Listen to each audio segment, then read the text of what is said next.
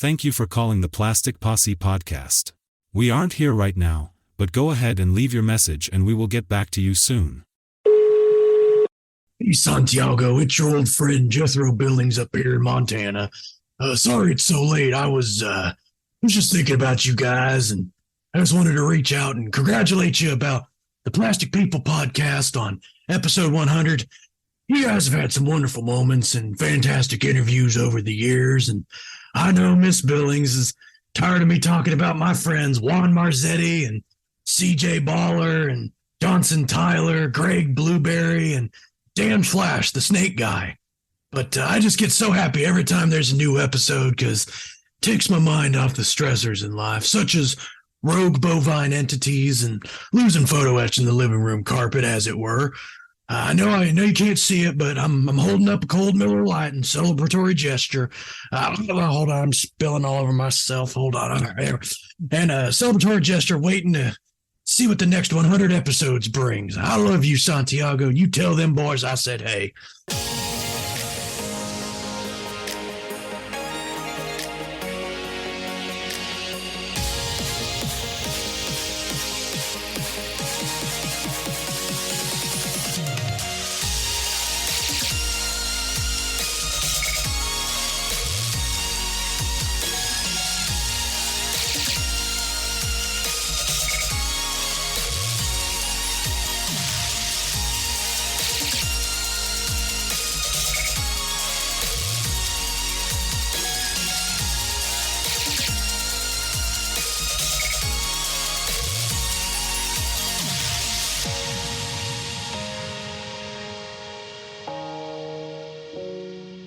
Welcome to a very special episode of the Plastic Posse podcast, our 100th episode.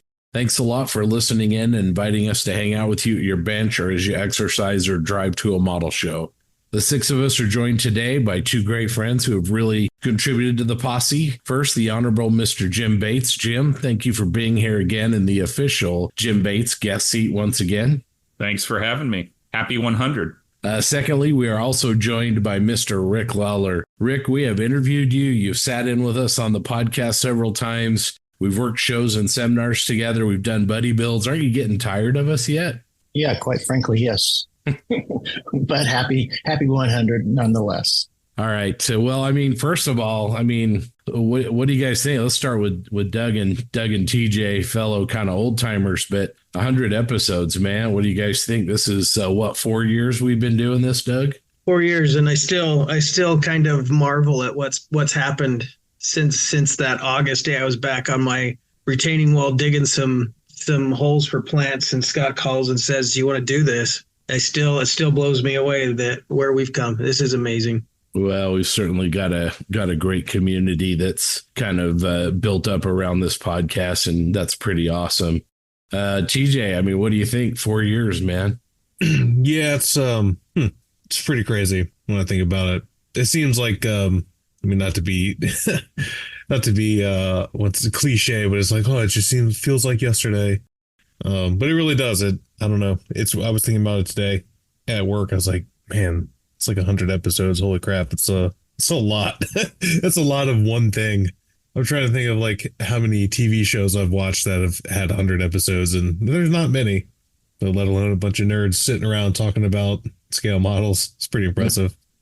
Well, it seems like yesterday, but it also feels like I've known you guys forever. So it's pretty cool the way we've all kind of worked together. That is true. That is weird. I'm like, man, have I not been friends with these guys my whole life? Because I definitely feel like I have. JB, what about you? You've been here almost from the start. You were our first victim on the pod.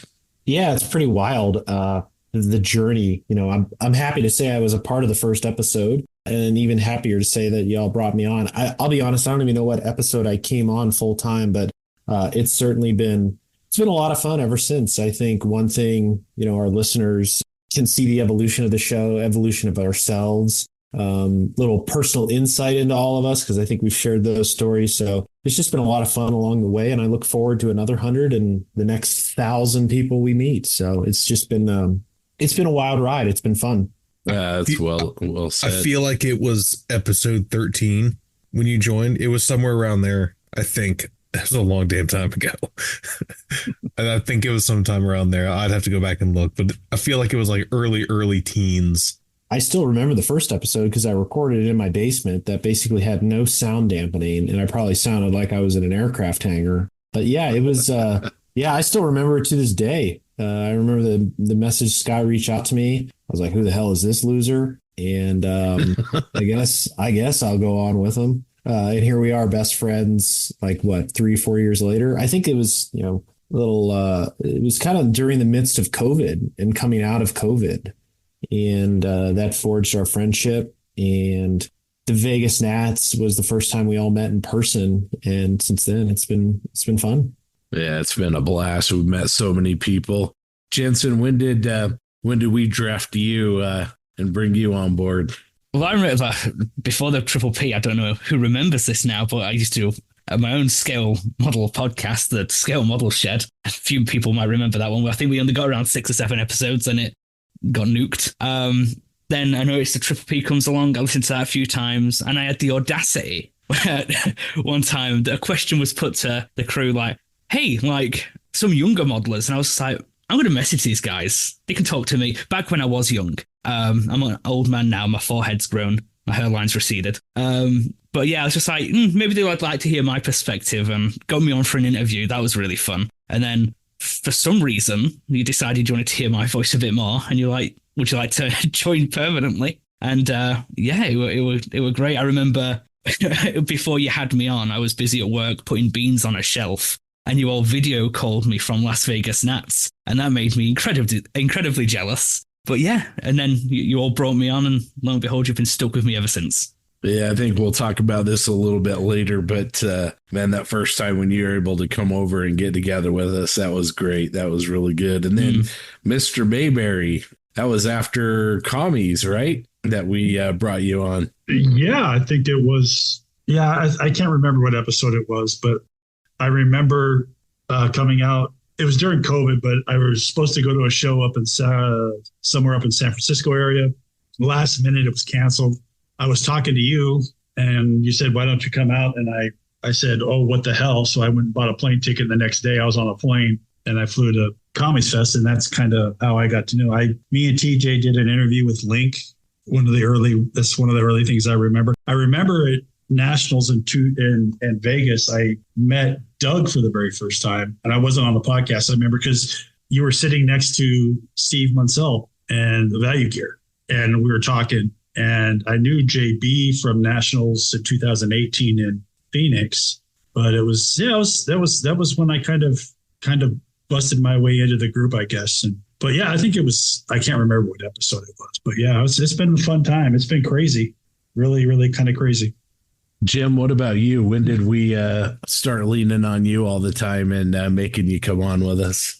I have no idea. I know that I first got involved because you were talking about mental health stuff, and that really resonated with me. And what's weird about this is I didn't know any of you pre-Posse, and now we're all friends. Like, that's what's so weird. I had no idea who you guys were. I think how I ended up here, my understanding is you worked to deal with the Moj, that they got Bonner and you got me. But then they've never done anything with Bonner, so I'm not really sure what that was all about. But somehow I think I got traded from the Moj for, future considerations and a player to be named later. Wow. Ian and a player to be named later. Ian's going to be trying to cash that in, I bet. So, and then Rick, we had you on as a guest first, talking about your amazing work and everything. And then just seems like, we've really kind of run parallel paths in many ways at shows and online events and all the other great things that you do. Yeah.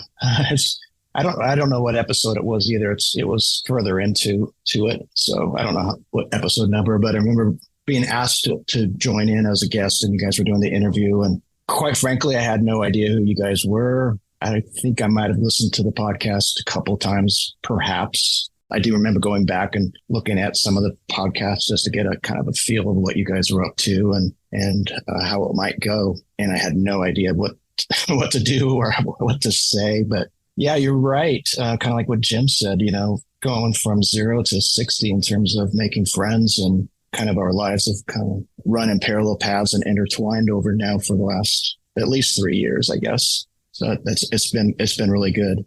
So I've enjoyed it. And so I'll thank you for the first one. I thank you for all the subsequent times they've been on here as a part of the PPP or guest and whatever else you want to call me, gopher. And here's to the next 100. Rick, it was episode 17. And I distinctly remember being extremely butthurt because I didn't get to sit in on that interview. So I would think I was going to South Carolina to visit my parents. I know JB was there, and I think Scott was there too. Doug might have been there as well. I think that's a lot earlier than I thought. Yeah, and I was so mad because I'm like, damn it, and I'm like, ugh, like he's one of my modeling heroes, and I didn't get a chance to talk to him. I'm like really annoyed. And then I think when you came on the second time, same thing. I was busy and I couldn't. It was like by the third or fourth time you were on the podcast is when I actually got to talk to you. Yeah. Yeah, I do remember those times that we've had. You're right. You have been gone for a few of them. My timing's been perfect. I'm trying to avoid you and almost 100% successful. Oh man, fits right in. That was good. Let's kick it over to JB. We want to take a minute to thank all the people that have made this possible from episode 1, and that's you, the Patreon supporters, who help bring the podcast every 2 weeks. A sincere thank you to all of you. It truly means a lot to us that you would participate in our community and also help to support what we do, both here on the podcast as well as at model shows and online events throughout the year. You are a part of everything we do, and we can't thank you enough. We also want to give a special thanks to our podcast partners, Tankcraft, Tamiya USA, AK Interactive, and once again, Bases by Bill. Welcome back, Christian, Wes, and Bill, as sponsors of the Plastic Posse.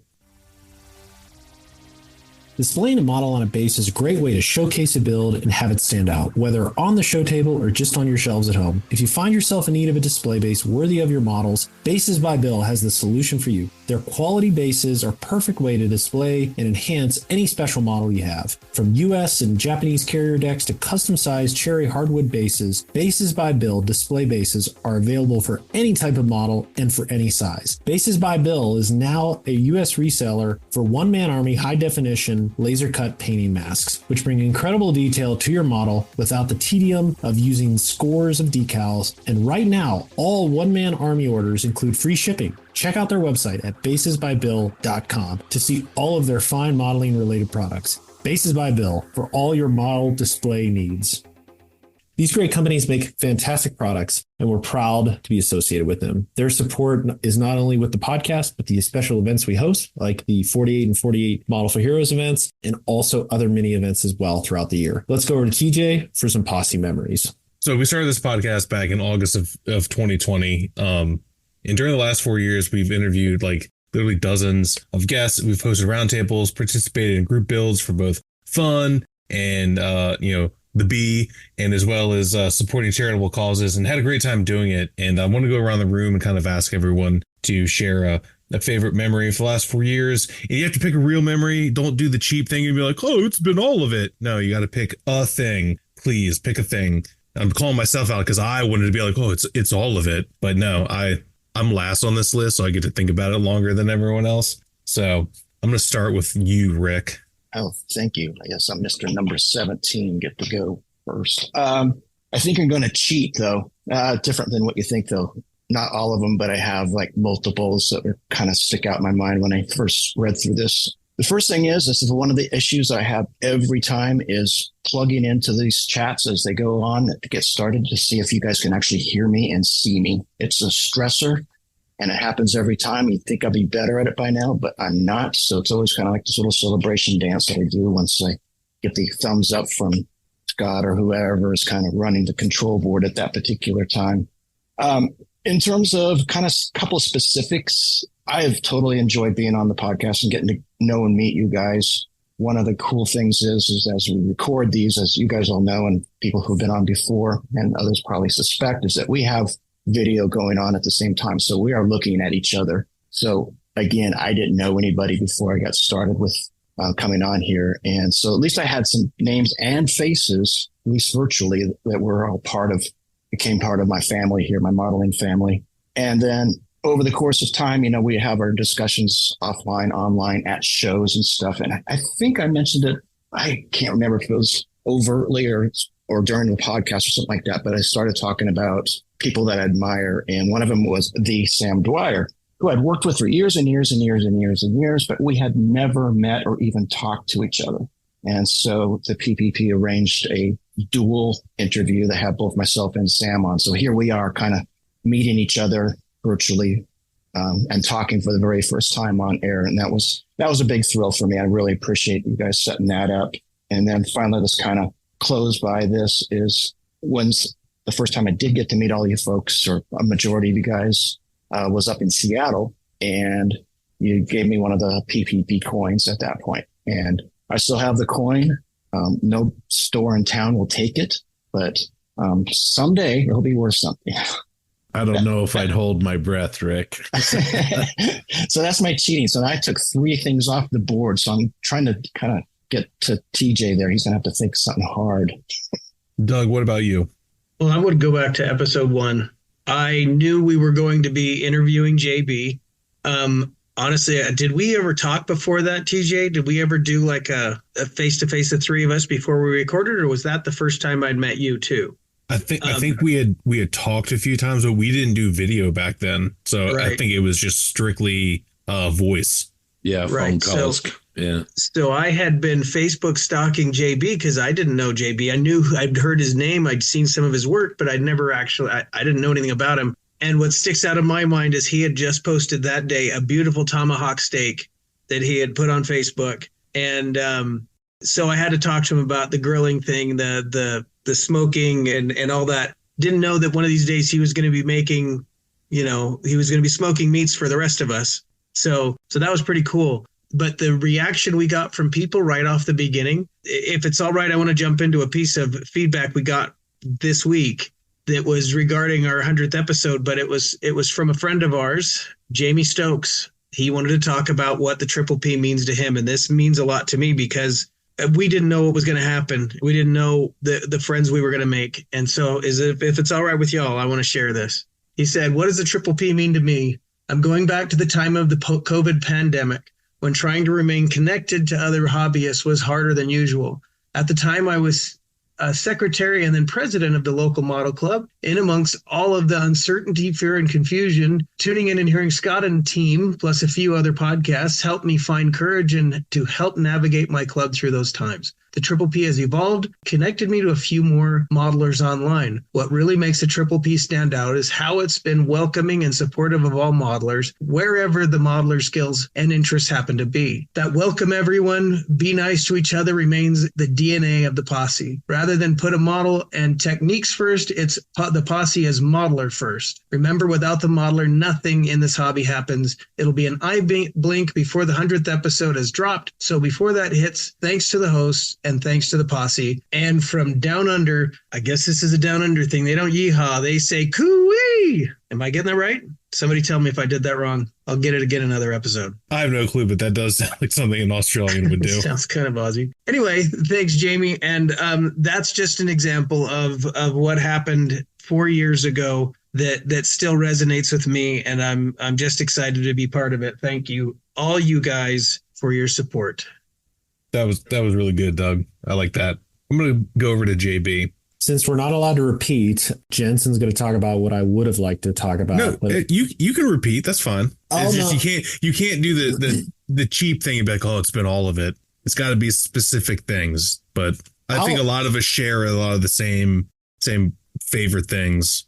I'll contribute to his. How about that? And I'll state a different one. So my close second, and it really shows the evolution and growth of the community, is you think back to Vegas, and what did we do in Vegas? That was our first time that we ever did a group build. And at the time there was 6 entries, the Ryefield T34. And I believe, and feel free to correct me if I'm wrong, it was me, UTJ, Ian, Doug, Scott, and I think the 6th was Doug Reed, if I'm not mistaken. I think so.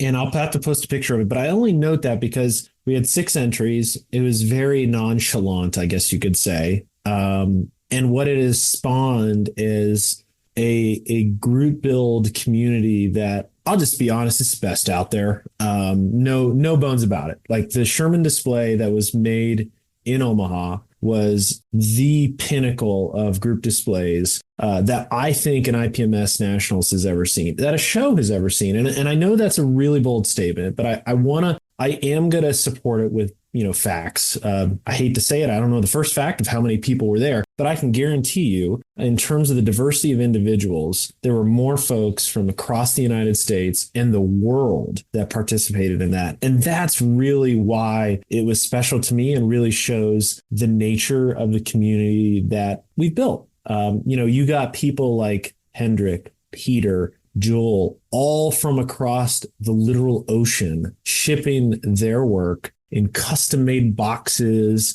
with personalized notes and willing to let those things stay in the United States forever or with a close friend. If that doesn't show the character of these individuals, I don't know what does. And that was some of the most exciting times. I hearken back, and this is where Jensen's going to pick up the torch for Omaha.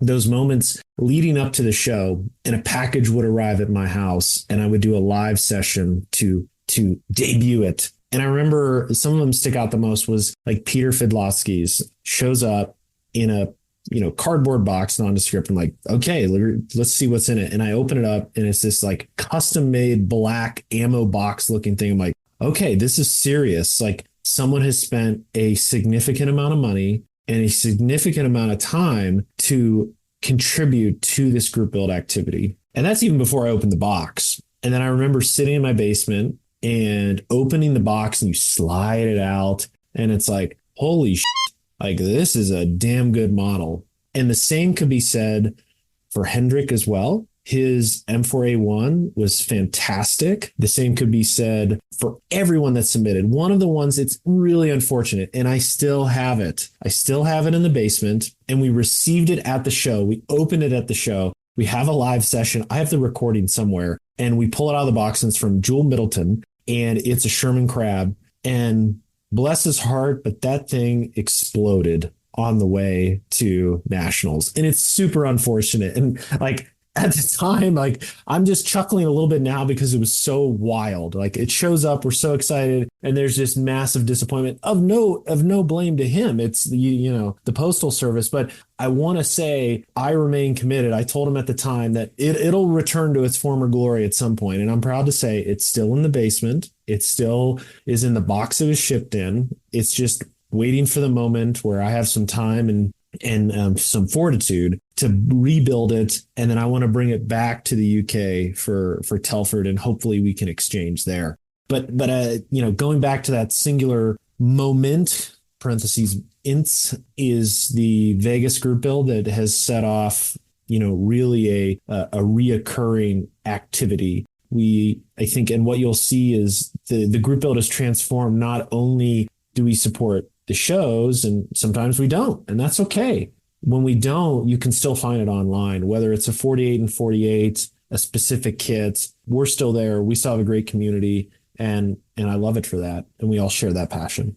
Before we move on, the Sherman group build. Well, I will never forget Peter's logo and the stickers that he made for everybody. That's right. That was part of that. That was like epic. It was so good. I'm going to jump ahead a little bit because it's not my turn. I just want to continue that because the Sherman group build is one of, it wasn't all me, obviously it was all of us, but I was heavily involved in it, obviously. And that is one of the proudest moments in not even just my modeling career, but my life in general, which I guess is kind of sad because they're just models. But yeah, seeing I think we had 65 different, I think it was 65. I have to go back and look. But yeah, seeing all of them out there and knowing that people did it for us and we put out some of the best looking models on the table, just straight up. There was models in that would deserve best of show. That's how good they were.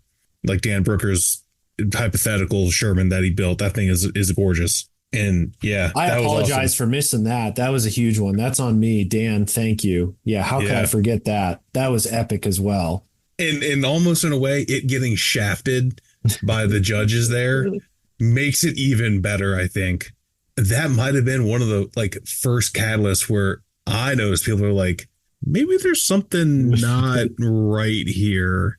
I'm not saying that we started the whole thing, but definitely think there was some weirdness going on, and that thing getting shafted was part of it. But yeah, all right, I yield the floor. I'll wait for my turn. So I'm gonna go hop over to you, Grant.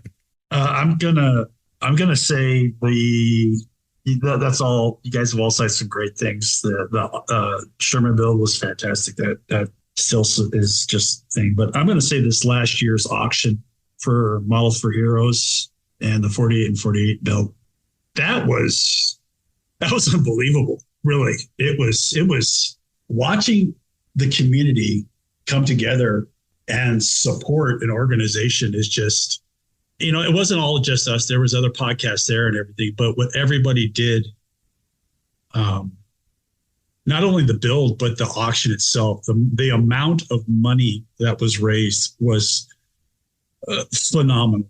I know Scott didn't expect that. I know, nobody expected it. I think it was such a bell ringing moment for how great this community is. And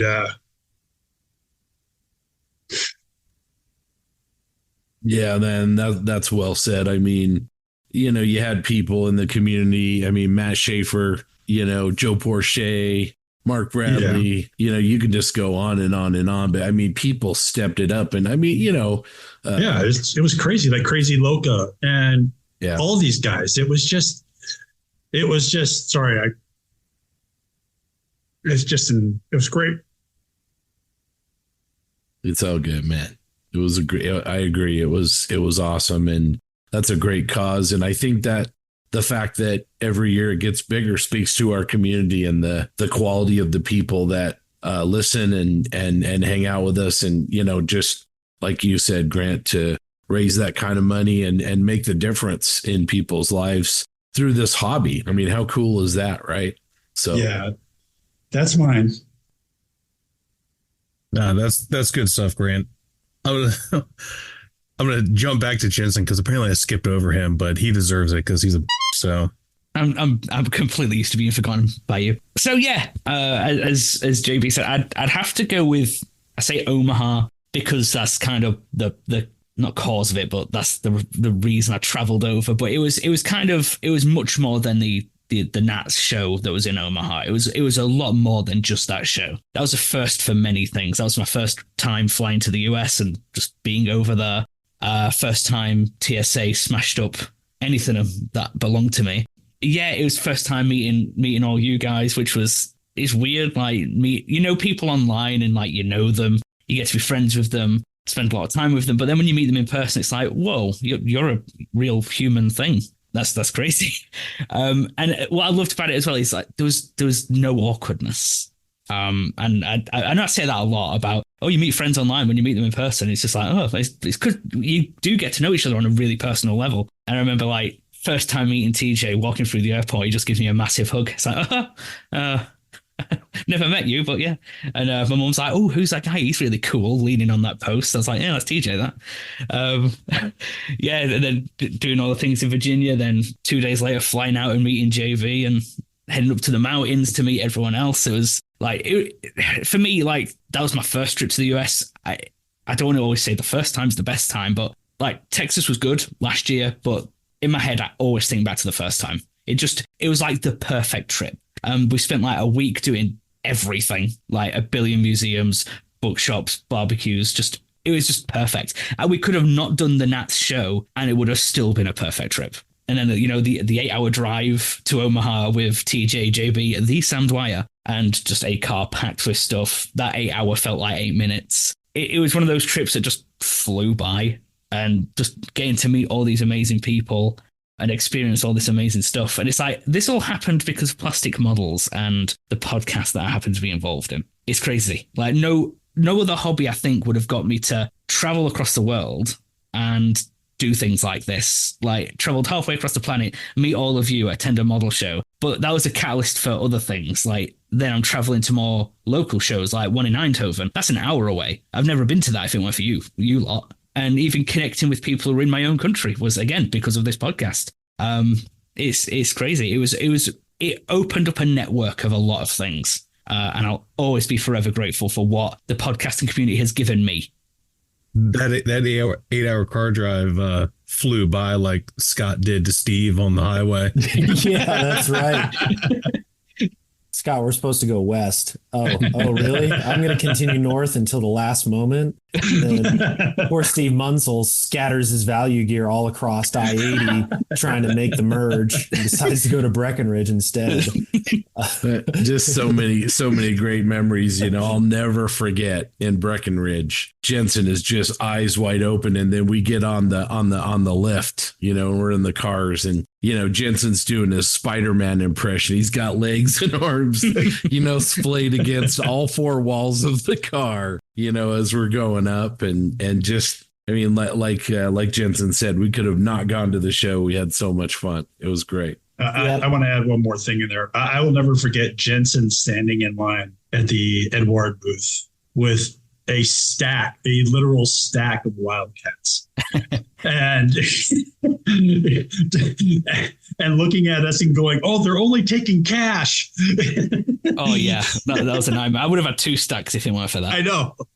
I'll never forget that. That was funny. Yeah, and I think for Omaha too, I'll just pile on because that was probably the most important singular event for the posse, because I think really it was one of the true times that I had I was able to host everyone, and now it's become more of a tradition, especially for, March and Commies Fest. But that notion that I was, privileged to host many of you, and I host many of you. And what's great is I feel the posse has created Colorado, where if somebody flies in, they're visiting family, friends, or for work, it happens multiple times a year. Someone will reach out and say, "Hey, I'm heading to Colpar. I'm in town XYZ day. Do you want to hang out?" And, finding time to go down.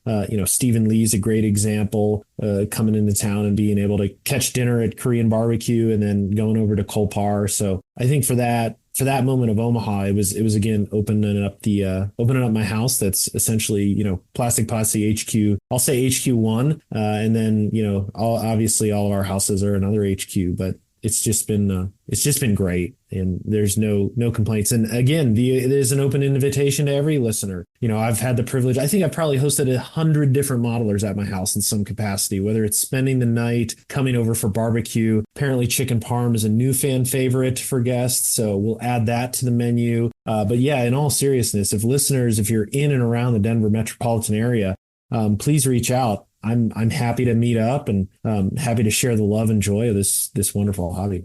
All right, Scott, it's your turn. Yeah, this is tough, but I think, and by the way, everybody, that's the Benani retreat for scale modelers.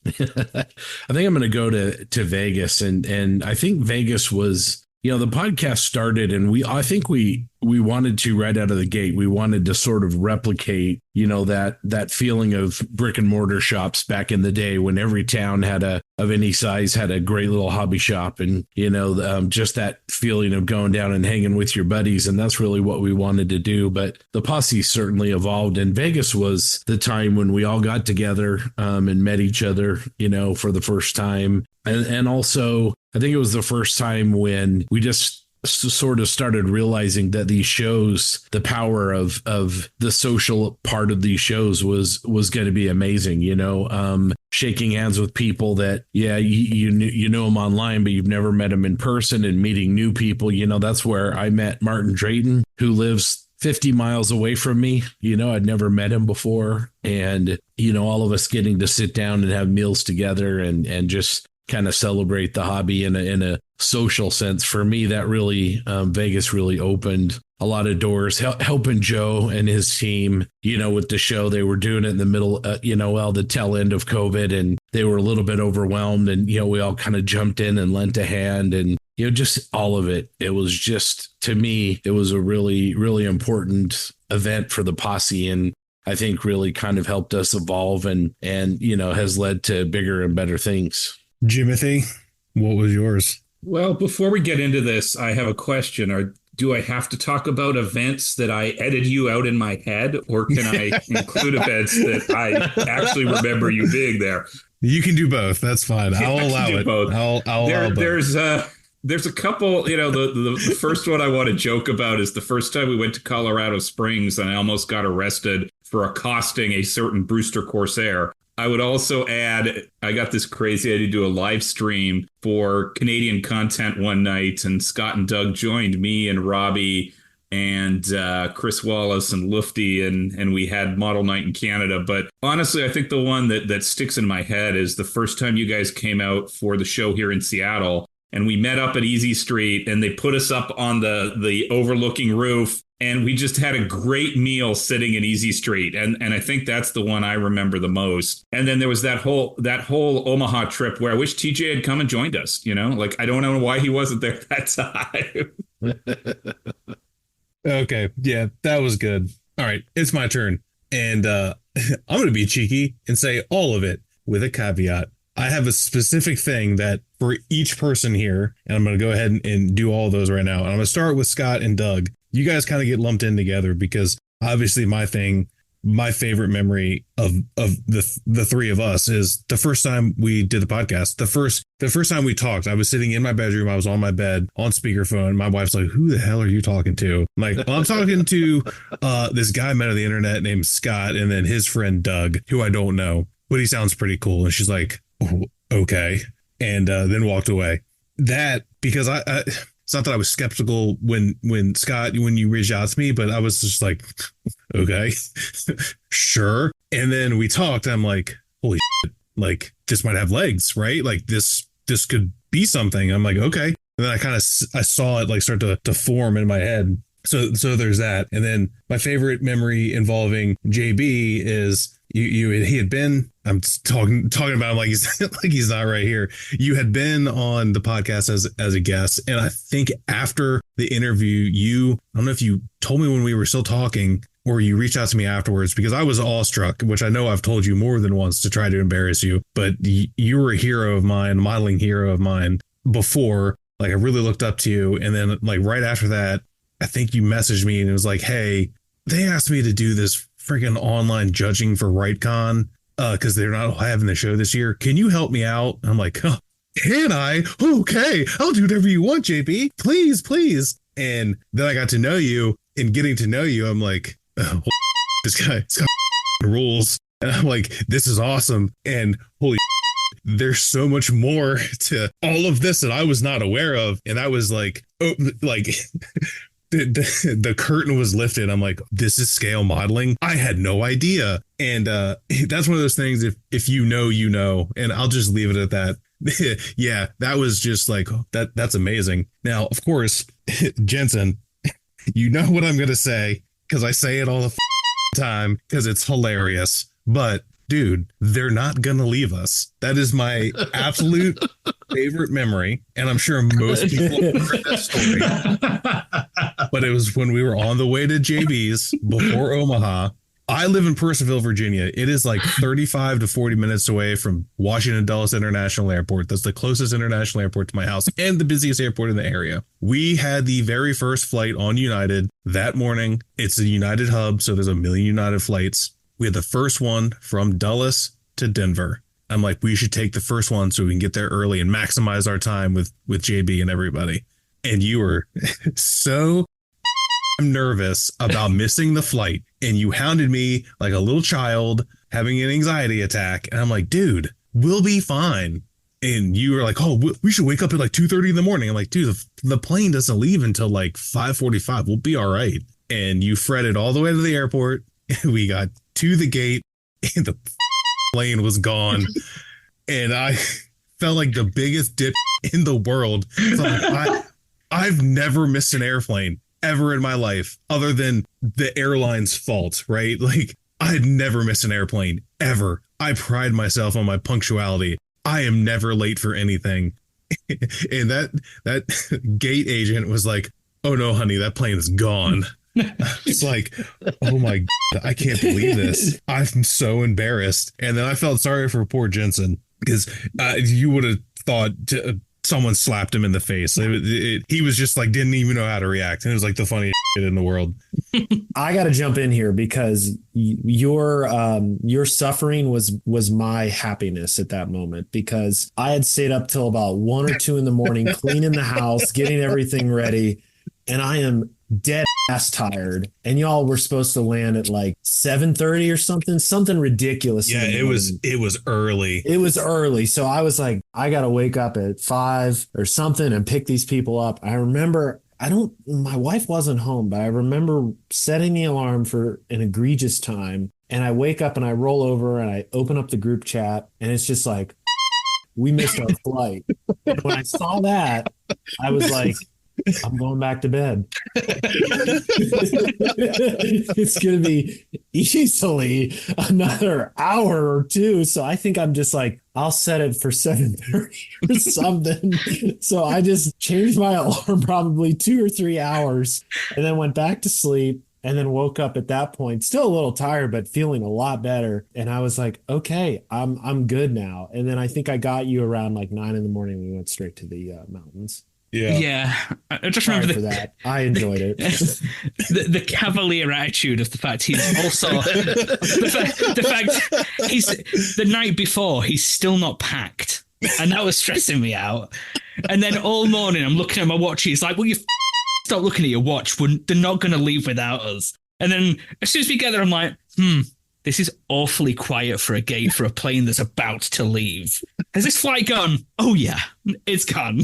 But I was all right. I was just like, well, it gives us a chance to have breakfast. I've not had Chick-fil-A before, so we can have that. Yeah, that's a core memory there. I'll remember that one until the day I die. That's one of the funniest things ever. But moving on, Grant, we had connected a few times. We had done a trade. I traded you a handful of kits for a handful of kits from you, and we were buddies already.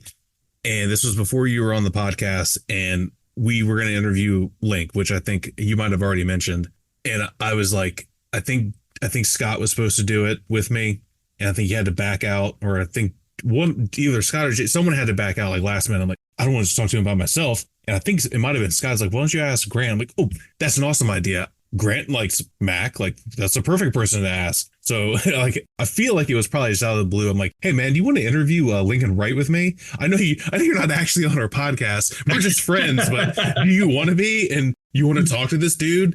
And you're like, yeah, let's do it. And it was awesome because, Link was like, oh, I know Grant. Because I was like, I do not like interviewing people. I like interviewing people. I don't feel like I'm very good at it. So I'm like, I need help badly. And you bailed me out. And it was awesome because I was like, I was immediately put at ease because not only did you know Link, you knew what we were going to talk about. You were great. So I'm like, thank you. You took like a huge weight off my shoulders. Yeah, that was an I remember that phone call or that text. It's like, hey, I'm interviewing Link in like an hour. What are you doing? That was crazy. That first trip to commies, hanging out with us and everything, getting to know Grant and, finding out about his military service and getting to see his models in person. That was great. It was really, he just, when people have come onto the podcast, it's always kind of been sort of not really a decision. It's sort of like there's chemistry or there's not. You know what I mean? It's like it just kind of happened. And that's very much the way I think it was with Grant. No, totally. Going over to you, Jim. I have a very specific one for you. We had known each other for some time by this point, but last year at commies, I couldn't get a good flight. My flight sucked. I was the last one there. I don't like being the last one anywhere. That's just not me. It's not me. And not only was I the last one there, so I was annoyed about that, but anyone that's flown into Denver and then knows where JB lives, you got to practically drive to Kansas to get to the airport. And my other thing that I don't like is putting people out. I have this huge thing where I don't like to inconvenience anybody. And I'm like, I'll just get an Uber. It's not a big deal. No one needs to come get me. Like, it's fine. And then I'm pretty sure you just volunteered. You and Blaine were like, oh, we'll come get you. So you all were already hanging out with everyone. You left everyone there to go get my dumbass from the airport, 400 miles away, at quote unquote Denver International Airport. That's not in Denver. And then we drove back and just had awesome conversations. And then we got back to JB's house and I got drunk and it was great. So like you and Blaine going out of your way to do something nice for me that you did not have to do, that I specifically was like, I don't want anyone to help me. It's not a big deal. I'll take an Uber. I do it all the time. It's fine. that is just one of those things that just shows the type of person that you are, even when edit me out of memories. But you're probably like, yeah, I don't remember. So weird. I remember driving to the airport. I don't remember anyone coming back with me. Yeah, we drove to the airport. We circled a couple times and we came back home. It was so weird. But see, I'm not going to take credit for that one at all. That was 100% Blaine, because Blaine is the best guy ever. Oh, dude, Blaine is awesome. You deserve some credit because you rode all the way out there with him, and it to this day is still appreciated, because I appreciate people that do things for me like that, and I don't forget them, and I won't forget that. That was because, again, that airport is so far away. It pisses me off. It's like so far away. Okay, and then last but not least, Rick, we've only met one time, and it was in Texas last year. So that right there is just the main memory, because, again, like I already mentioned, I've looked up to you forever. Like I've read your propaganda website well before I ever talked to Scott. I knew exactly who you were when Scott's like, we're going to have Rick Lawler on the podcast. I'm like, holy like the propaganda guy? Like, are you serious? The Burden of Sorrow guy? That dude's going to be on our podcast? He's like, yeah. I'm like, that is amazing. I love that guy. And of course I couldn't be there. And then you came on another time and I couldn't be there. And then probably like a third time and couldn't be there. And, I live on the exact opposite side of the country from you. So unlike these guys, I can't just pop on up to go to these shows like they can to see you. And I was like, I'll get to meet him one day, right? Like, he's a friend of the podcast. We've talked. He's been on a bunch of times. And then I finally did, and it was really awesome. And then unfortunately you got left at the hotel when we all went out to dinner, and I felt so bad because I had room in my car, and we get to dinner. I'm like, where the is Rick? And I was like, I thought he was with you. Like, no, I thought he was with you. And we're doing this. And we're like, I think we all left Rick. Like, I felt so bad. I'm like, he's Kevin McAllister. We left him home alone. I don't know what we're going to do. I had room in my car specifically for you. No, it all worked out. That's fine. Yeah, that was a good time meeting you as well. And what was really good about that entire Nats was you guys as the Posse collective, and I'll mean you guys specifically, plus all the ancillary deputy sheriffs or whatever you guys call them, how you guys just basically raided one day of my workshop, So it was like you guys all knew each other, and it was a great time for me to be able to sit down and chat with you guys and just hang out for 4 or 5 hours or whatever we did. And that was one of the highlights I should have put up on my list as well, but that was a lot of fun too. And that was really the first time I got to see you guys in full. I remember walking in, I think going through the hotel lobby when you first got there, and seeing all the Plastic Posse t-shirts walking around, and I'm like, you guys are popular. So yes, it definitely showed the power of the PPP there. And again, your support, the PPP support and stuff is just, it's undeniable. And I'm truly grateful for it. I'll add one little thing, one notion that I think we probably all can agree with, the tradition of the kitchen table and showing each other's models. I don't know if other groups do it, but I would encourage everybody to do it. The show before the show, that's something that always sticks out to me as an awesome moment for a posse gathering, whether it's my house, a hotel, an Airbnb. I think we probably looked at each other's models in the airport, but it's those moments that you show your work in those informal settings. Those are the most memorable. It's not at the show with 1,000 others there. It's at your kitchen table, that intimate moment. I remember moments like Martin Drayton putting his out on the table at mine. I'll harken back to the Sherman build where we had everybody's that were international there. Sam Dwyer brought his King Tiger to shoot through all 12 of them. So it was, yeah, just those moments. Those are the moments. And I encourage everybody to do that. Ian dumping beer all over his model. What was the inaugural kitchen table show? Was it Commies, the first I think it was the first Commies. Yeah, it's the first probably Commies, yeah. And then we just kind of did it from then on. Yeah. Yeah. Because amps this past year, there was like 40, I feel, in South Bend on the table. Oh, yeah, because we all you brought a ton of stuff. I had a bunch of stuff. No, I only had 3 things. I think Aaron had a bunch of stuff. Doc brought a lot. Yeah, and Aaron's all suck, so we were just like shove those off the table so we make room for the good models. But yeah. I remember that look on Scott's face when JB gave him Spud's Achilles. Yeah, that's another thing too. That was at your table. That was a great moment too. Yeah, that was that was an amazing moment. That's you guys have probably heard us talk about that, but this tradition where, we give each other models. JB's talked about some of the models that have come over from Europe for our group builds, and just giving models to each other. It just brings a whole different dimension to what's in your case at home. Each one of those models, I've got a model from, I think, all of you here, and I owe TJ one. I still haven't got out to him, but I don't have one either. Oh man, I gotta fix that. Anyway, just sharing your work with other people and everything, and what it means to me, at least.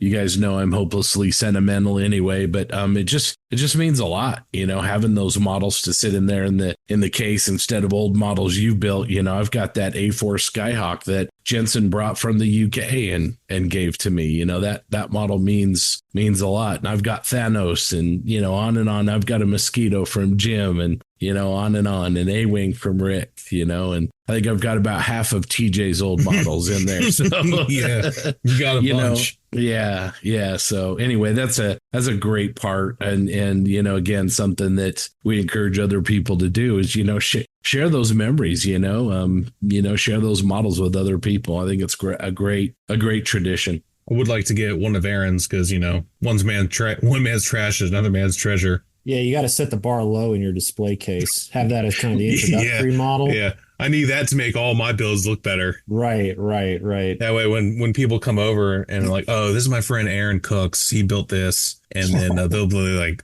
"Oh, okay," and then they're like, "Oh, you built those? Those are really good compared to that. That's amazing." He must be blind. Right? Yeah. Is your friend Aaron like a 12-year-old boy? Because that's what looks like built this with no hands. For those people out there that think that we're all of a sudden remarkably mean, Aaron's a good friend and a good modeler. I think he deserves all of it. Yeah, I think he won first place at nationals after he ripped some photo etch off a model during a basic kit build controversy. Hey, it's the best way to improve his models is to take pieces off of it. The less is there, the better it's going to be. The less that's wrong with it. So.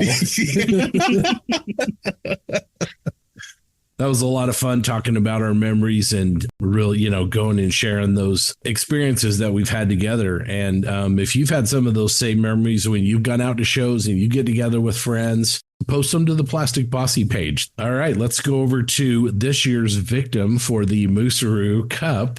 Doug, how's it going so far? Well, so far, the sprues in the bags look really okay. That's as far as I've gotten. But I mean, I have another, 7 months to have this ready. For those who don't know, the Moosearoo Cup, we volunteer before we know what the kit's going to be. So everybody's a little bit unsure if they really want to tackle this kit this year. So I volunteered. I agreed to do it. And I got a package in the mail from Canada. And my wife says, "Did you order something from Canada?" I'm like, "I have no idea. I didn't order anything." I go and I find this box and it's destroyed. I don't know whose post did it. Probably the USPS, but it was just destroyed. And fortunately, the model box itself was so small, it didn't take any damage. But the first thing I see when I open the box is ketchup Lay's, some hickory sticks, coffee crisps, and Smarties. And I'm like, what in the world? And so I take those things off the top and there's the kit. And the kit actually, it's kind of intriguing. It's the ICM's 72nd scale, the little German midget submarines. There's two of them, and according to the instructions, we're going to build one. We're going to submit one. I'll probably build both and decide then, and put them in a vignette. So we're going to do some kind of a display for them. It's going to be kind of interesting. I've got some ideas kicking around. I'm not entirely sure what I'm going to do yet, but we'll see. It's going to be, I think it's going to be fun. They look like they're very simple kits. I mean, they can't be more than 15 to 20 parts per sub. So it'll be more about the display, the finishing of the exterior finish, and the display is going to be the challenge. I'm excited though. I've heard that kit's pretty decent. I heard, I can't remember, one of the other podcasts have mentioned, because then they also said that ICM felt bad for us having to do that year-old truck that I did this year that was one of the worst kits I've ever built in my life. I can't remember who said that. I don't know if it was OTB or it might have been the Moj guys. Someone definitely mentioned it, and that's kind of the reason why ICM donated another one that, sorry, here's a better kit. So hopefully you had a better kit than I did, because that thing sucked. Well, they look pretty nice, actually. They're tiny, but it should be fun. All right, let's take a look at the Plastic Posse group page and what everybody liked. We're going to start with TJ.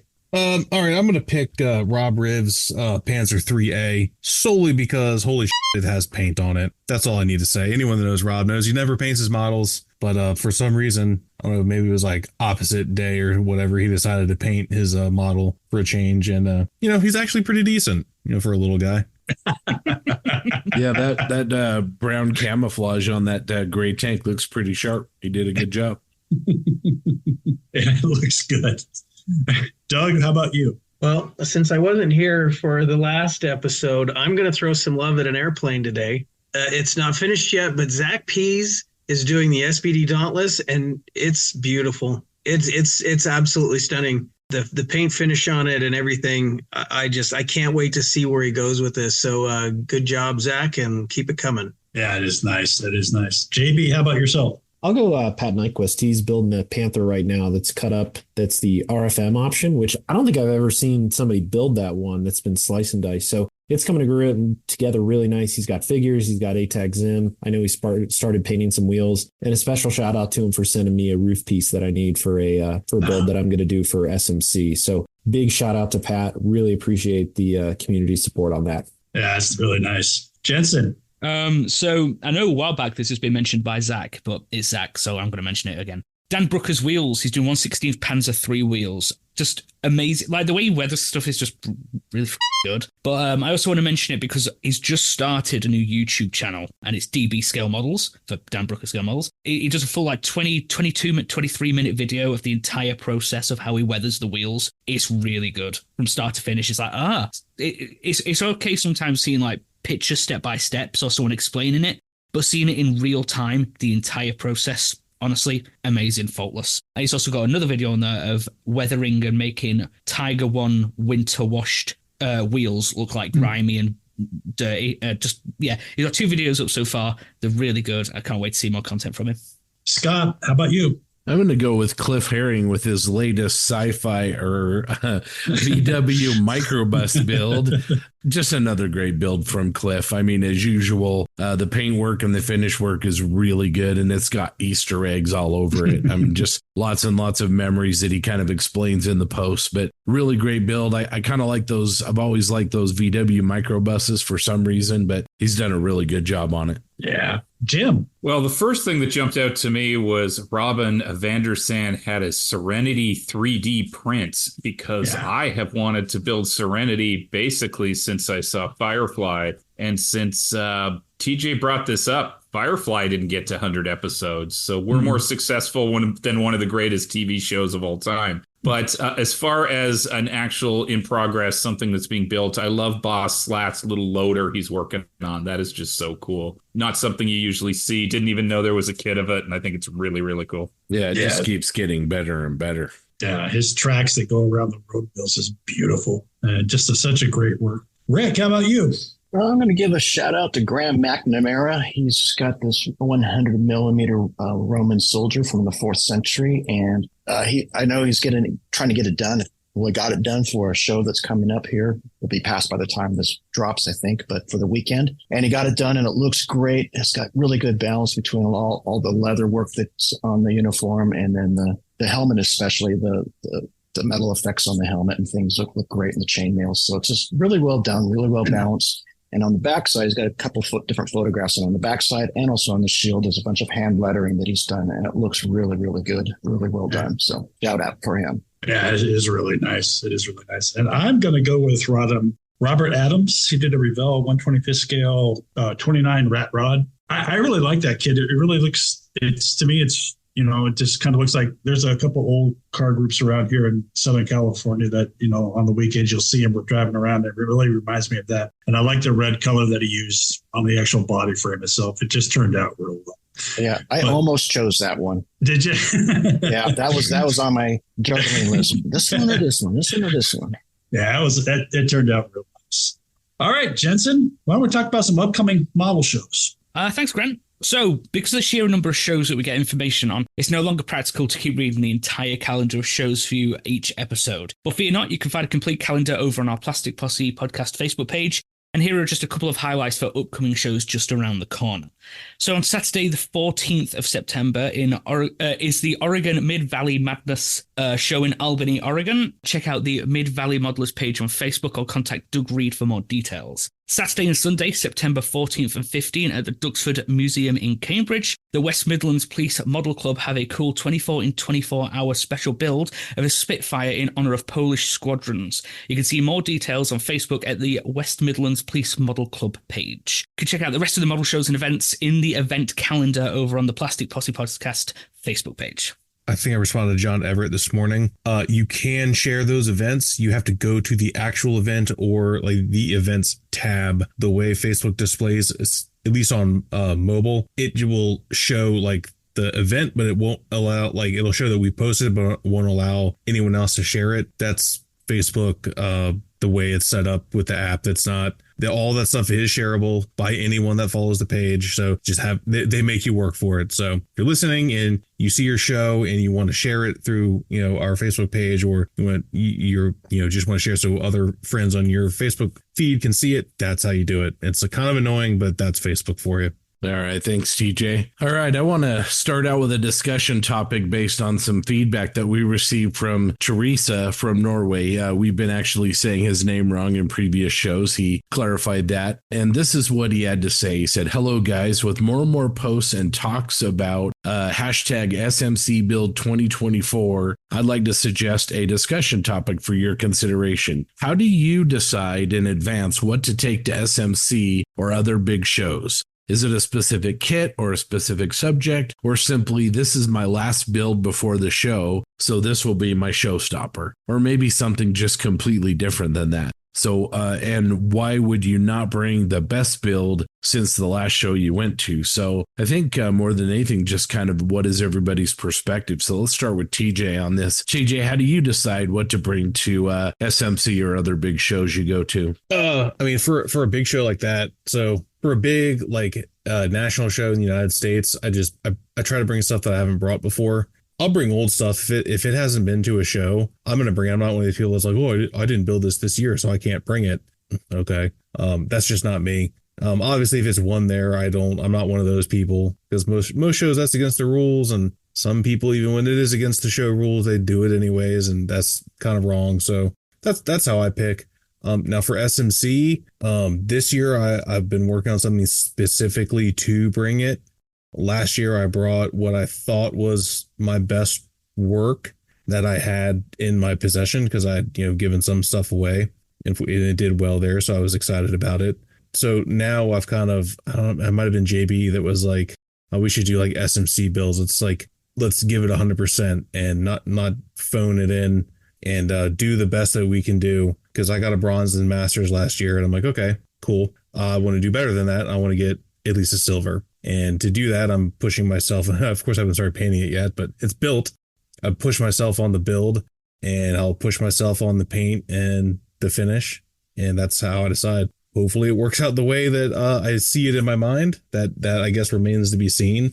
But yeah, that's how I decide for a show like that, where it is the best of the best, and the best of the best are judging that. I want to bring, my A game. And then as far as me, I can't bring some stuff because of the categories that I'm judging, which is a fair trade, in my opinion. I will happily not bring a science fiction piece to be, so I can have the honor of judging that category. So, Jensen, what about you? How do you decide what you're going to bring to a show? It's a really good question, because to me, I don't think there's much of a thought process behind it. I don't go into much depth thinking like the planning and such. For me, for example, this year I'm doing the full interior M3. I might be regretting it now with how busy I've been and how much there is left to do. But the kit was brand new, so it's like it's recently come out. I didn't think there would be many built of it. It's a full interior. And then they released like a crew that can go. Actually, they released 2 maintenance crews that can go with it, and instantly, just like that sung. Like I was just like, okay, that scene and build is painting itself. What I'm doing now was nothing for what I intended originally. Like I was annoying the guys in the group chat about like, oh, would an M3 initial M3 be seen in France in 44? And everyone was like, no, It wouldn't, but you wouldn't be marked down for that sort of historical inaccuracy. That's not something you'd be marked down. But in my head, I was just like, if I'm doing it properly, I kind of want to do it properly. Just completely rewound, rethought of the idea. But it was nothing. There was no thinking behind it. It was just the fact that it was a new kit, and the timing of its release and the image I got in my head just happened to be perfectly timed for an upcoming show. I could still take the jumbo I've just finished and enter it, and I probably will. I imagine TJ's thinking right now, you have to take it. In my head, I'm thinking, I could. It's a good build and everything. It looks nice. But is it just a tank on a muddy road with some water? Is that like really stand out enough to be noticed and be credited? Or does it need to be something a bit more in-depth and special, which I'm planning on doing with my current build? So long answer summarized. There's no thought process behind it. It's just kind of how the stars align at the time. So how do you say winging it in British? Yeah, just winging it. I'm going to go. I'm going to pop. Rick, what about you? You know, if you do compete or you are going to a show, what's your approach going to be? What's your thought process? Oh, goodness. It's been such a long time since I actually competed. I was just kind of I believe the last model that I took to a competition was Burden of Sorrow. So that would have put it 10 years ago. And then I just kind of got out of the habit, or my itch got scratched. I've been to shows, been judged. And I didn't feel a need. That's why I enjoyed the Seattle show, just the display shows so much. And for those, I'll bring, I don't know what I've been bringing up there, 10, 12 models or whatever it's been. Although what TJ and JB are doing, a very, just purposeful build for a show, that's kind of got me intrigued here. So I might, depending on what my show schedule looks like coming up, I might kind of focus on something like that for an upcoming show. Like I said, I haven't done a lot of competitions in a lot of years, and everything I build now is generally just goes right onto a demo table. So that's a whole different ball game where it's obviously not the best work, and it needs to be able to travel well, hopefully over multiple shows, and get picked up, and half the time gets repainted 17 times. And so a lot of my effort goes towards that rather than trying to put together show pieces. JB, what's your approach? Yeah, I think it all depends. A local show, I'll take anything that hasn't been there before. And same with amps. Honestly, any show, except international ones, of course. I think just because of the limitations of traveling. But this goes back to the commentary with TJ and Jensen. It's this year's a little different for SMC, and it's crazy how fast time flies, because here we are 60 days, I think, from today. The show in the Netherlands is being held, and I'm feeling good. I'm feeling pretty good about my M1340. I actually have this crazy ambition to do one more project that I've kind of started. But yeah, I think it echoes what TJ said in a sense, where last year I tried to take my best work and I was awarded bronze, and I was very grateful for that. And then this road to SMC, I'll be honest, it harkens back to an article I read in MMIR 15, 20 years ago. And Rick, I don't know if you remember this, but Mike Rinaldi did a Panzer IV with an 88 on it. And the article was around like Road to Euro. And he built that model for Euro military. And I thought that was such an interesting concept to like we were, like Rick had noted and others, like building a model specifically for a show. And I think what he went through is something that we're going through now. It's like, man, you want to bring your A game. You've seen what the standard is, and everything is being purposeful, methodical. Like the M1340, this is a garbage kit from Tamiya, but I picked it because it's such a unique subject. Don't get me wrong. I love a Panther. I love a Tiger. But my goal is not only to execute at the highest level, but also bring a subject that maybe won't be seen otherwise at the show. Because, yeah, the Tamiya M1340 is an old, terrible kit. The Zvezda one is even worse. It might be more accurate, but from a construction standpoint, oh, my Lord, it's terrible. And shout out to Pete Kokla. He recommended that, but I opened the box and saw it was a bag of so put it back in the box, put it back on the shelf. But thank you, Pete. Appreciate the recommendation there. And thank you for the extra Italian jerry can. So not all is lost from Pete. He made it up on that kind regard. But no, in essence, local shows, domestic shows, take whatever you have. As long as they haven't been to that show before, take it. Because I look at that as, not only putting yourself out there, but supporting that show as well. The show wants stuff on the table. And that's what strengthens the community, is more models, more engagement. And Jim's show is a perfect example where people, and that show. So this is interesting. If it's competition, then yes, of course, bring one piece or I should say, bring that piece once to the show. But if it's display only, you should feel compelled to bring anything and everything. And especially maybe there's an opportunity to bring some of your earlier work, some of your later work, and show that evolution. But, bottom line, it all depends. It's based on multiple factors, whether it's, putting your best work out there, being only able to take so much, and then just putting it all out there. Jim, what about you? Well, I think you all know me well enough that competition is not my thing. And I hate to say it, I had a knock on the door today, and it was a restraining order that SMC would like me not to bring any models because they don't want the quality to be brought down. If we're talking, here's really what happens in real life is I'll look at where the show is or what the special awards are, or come up with something that's really cool. Like we've talked about maybe going to France next year for whatever show is there. I'd probably figure out what's a good Juno Beach subject, and then I would plan it out, and I would buy all the stuff, and I would start it, and then it would go on the shelf of doom. So then I'd bring whatever I finished last that was good. I got to jump in here real quick. You mentioned something, and you just spoiled what I want to do as my second project for SMC, and I'm going to do it for France as well next year. I have a specific picture of a knocked out panther I want to build, and we're going to that exact spot in Chenot, Belgium. And I want to be able to put my diorama at the exact location that vehicle was at. So that's my second project in the background. And I actually am more motivated for that than my M1340 because it kind of clicked a month or so ago. I was like, how freaking cool would it be to build a model of a vehicle or a scene and go to that scene, whether you're replicating the museum monument that's there, maybe like the Vimetiers Tiger, or you're modeling, like for me, it's the knocked out Panther 131 outside Chenot. Like that really pulls me in. Doug, what about you? Well, I mean, it's hard to say what I would do for a big show because I've entered a couple of things at IPMS Nationals, and that's it. And those things were just I was happy with those. I never expected anything but to put them out on the table. As far as traveling to a big international show and bringing something, I have no idea. I haven't thought that far ahead yet. So, I'm just, I guess, not the guy to ask that question. No, I understand. Grant, what about you? No, I'm like everybody else. Local shows here, wherever we go, I like to bring, stuff that hasn't been the show before, or stuff like that.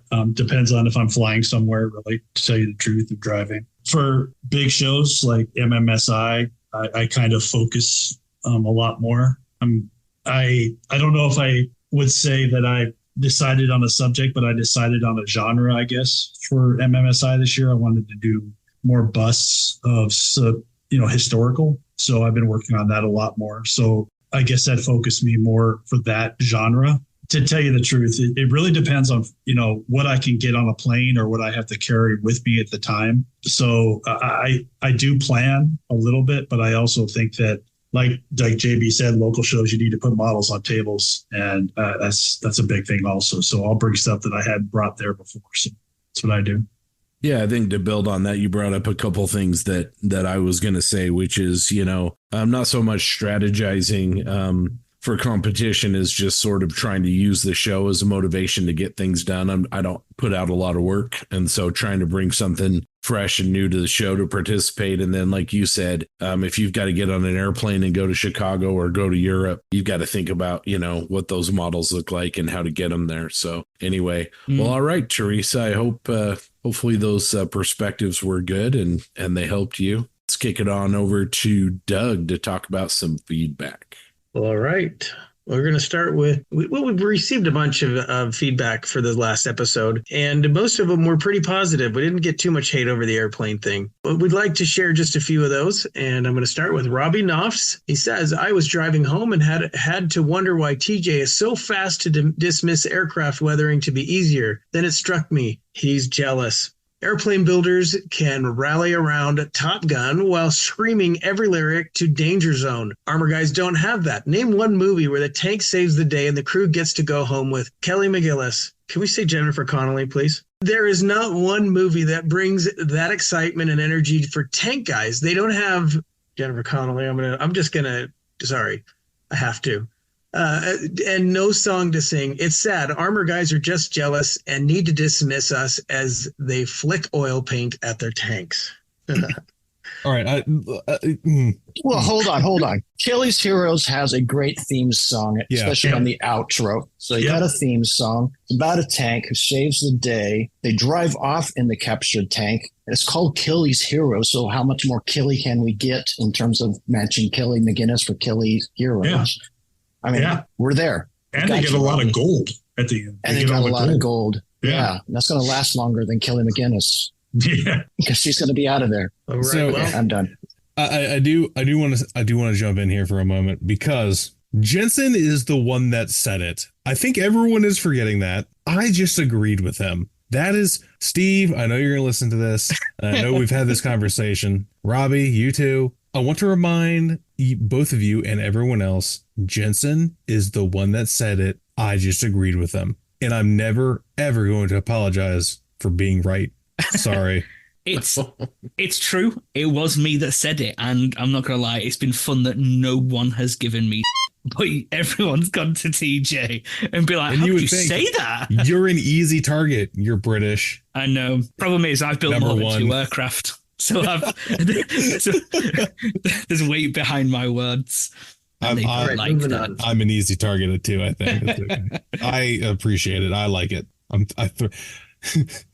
I love it. All right. Jeremy Moore. What a great topic. What if one genre makes you better at another? What if the skills and techniques you learn and develop while working on armor help you push the boundaries of aircraft? My first serious efforts at modeling began with armor. I pushed myself to get better at things like weathering, stowage, figures, etc., and constantly worked at obtaining realistic effects. Then a friend made the observation that most of the aircraft were too clean. This led me to where I am now. Why don't you build an airplane and weather it like armor? Challenge accepted, and I was off to the races. Some of the basic skills and techniques crossed over, but new things needed to be learned, practiced, and mastered. Were they more difficult? Not really, just different. Each model that I build now is an exercise in pushing my own boundaries, trying new techniques, and trying to make it better than the last. Yeah, I saw Jeremy's post on Facebook and I just thought, I was like, Jeremy's a classic example of a good modeler is a good modeler regardless of subject, because obviously he posted a picture of an aircraft and a tank, both of them just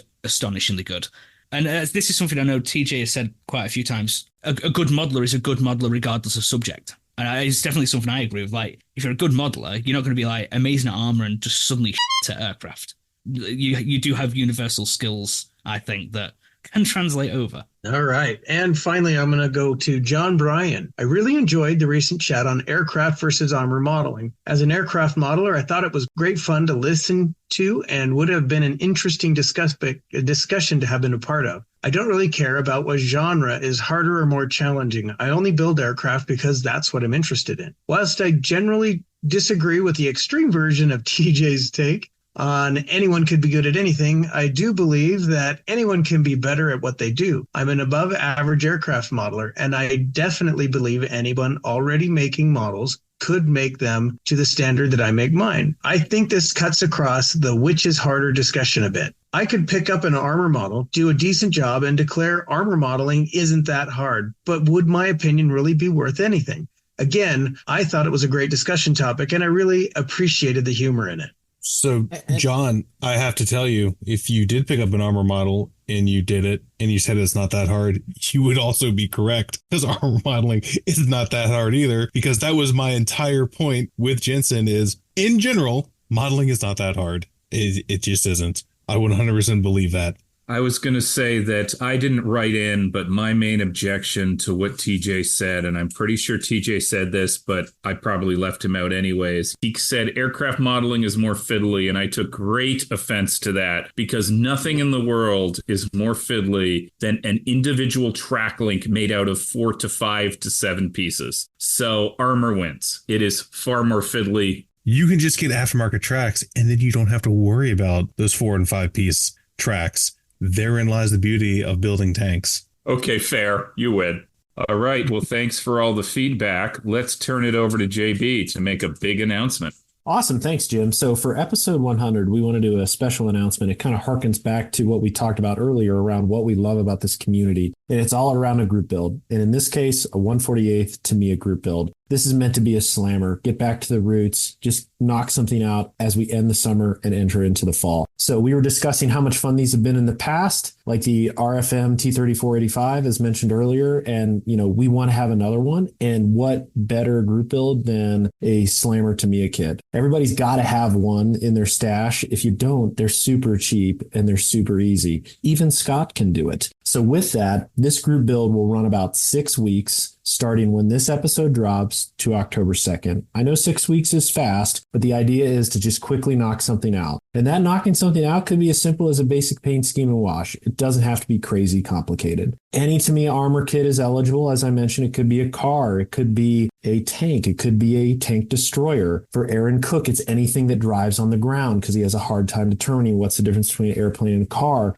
For this group build, we're going to encourage everybody to build in the Facebook group, and we'll have a hashtag 100 build. And that's what we'll have it. That way we can easily reference these things and keep track of everything. Anyone who finishes their build, sorry, Mike and Dave, this probably doesn't pertain to you, and submits pictures of it to our Facebook page, you'll be given a new challenge coin from the Plastic Posse. We changed the look a little bit, and I think you're going to like it. All the finished entries, and here's the best part, are going to be evaluated by our special panel of armor modelers that you all know and love. We've reached out to them. They're super excited. Spoiler alert, one of them's online right now with us. And it's Uncle Nightshift, Adam Wilder, John Spud Murphy, and last, as we just hinted at, Rick Lawler. So I'm super excited that these 4 individuals will be looking at everyone's work. We're going to talk about it. We're just going to have fun. And we're going to talk about what we love around each piece and what makes them stand out. So we hope that you participate. Again, it's very simple. Any Tamiya ground armor or soft skin kit. There's plenty of them out there. They're all really great. You can build it in a day and paint it in another one. So with that, the 4 favorite models selected by Martin, John, Adam, and Rick will be announced on a Plastic Posse episode following the completion date on the 2nd. And then we'll also be sending out some pretty killer prizes. So with that, we'll just dive into another discussion topic. But I do want to encourage everyone to participate. It's going to be a lot of fun, and I can't wait to see your build. Only restriction, please have it not started before you come. The last topic we're going to bring up today, this one's from our good friend, Cliff Herring. He writes in, I've been wanting to float this to you for a while, and with the discussion around trusting the process in episode 99, it seemed like a good time. Might be a better subject for the prospector than the pod itself, but either way, I'd like to know your process and that of the other hosts. I feel like I don't have a process, and that's why my builds take so long. I finish something, then wonder what the hell to do next. Some people pre-shade, post-shade. Someone might post-shade one build with oils, and then on the next, airbrush it with paint or ink. This conversation or article about the process or steps versus a specific build or a subject, I think would be very cool. Anyway, that's my idea. So with this, Cliff, I guess I can start and just say it all depends. And every build is different. And I'll round out the discussion, but I'm curious to see what our co-hosts think, but I'm guessing they feel along the same lines. So with that, I'll kick it over to TJ. Yeah, it does all depend.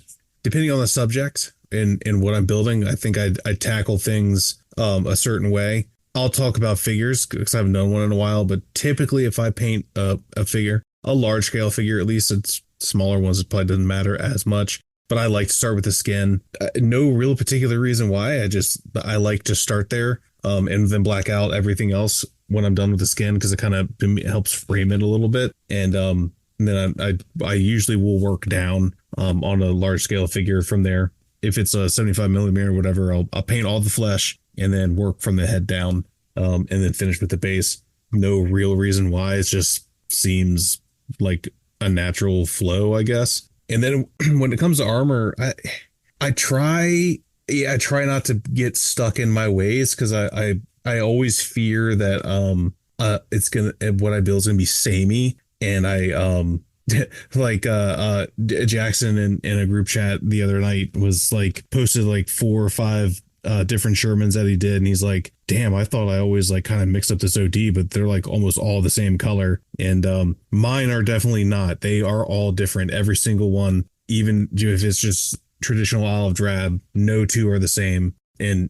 so, But do I have a general workflow? Yeah, I put everything on. I don't leave anything in sub-assemblies unless I have to. And I put everything on there and I prime and then paint and then weather. And I mean, that's a pretty general path. But, you know, I work from the ground up typically with weathering. Start with the running gear, do the bit, because normally where the most work is, and typically they get cleaner as they get to the top, and that's how I do it. Every once in a while, I will do the turret first because I love weathering turrets, because turrets are fun.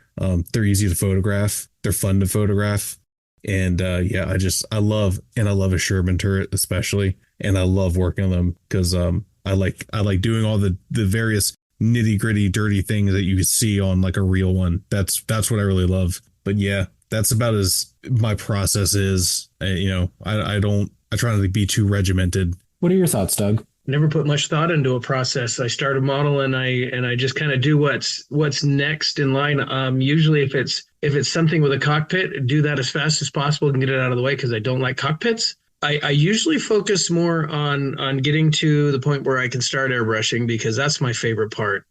Oh my gosh, that's a hard question for me because I've never put much thought into it. Like, what am I going to do in what order? If I'm going to build a Star Wars model, let's go with Star Wars. Since that's my favorite. If I'm going to do Star Wars, especially if it's going to be something Rebel Alliance aligned, because of the heavy weathering on those, the super chip paint, I'm going to start with a black base and I'm going to do a little bit of marbling on it, pick out some panels and start putting the base coat on after that. We'll tape off some more panels and change those a little bit, different shades of gray. I don't mind pulling out the airbrush to do a 1 centimeter square panel. I don't mind doing that at all.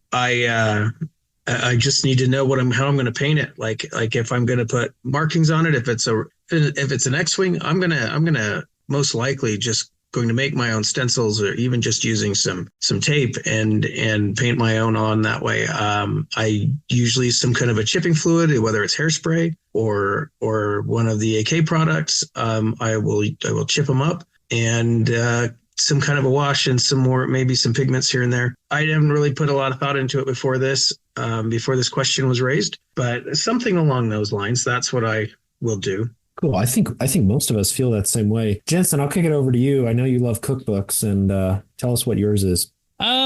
This is one of those questions I was like, good question.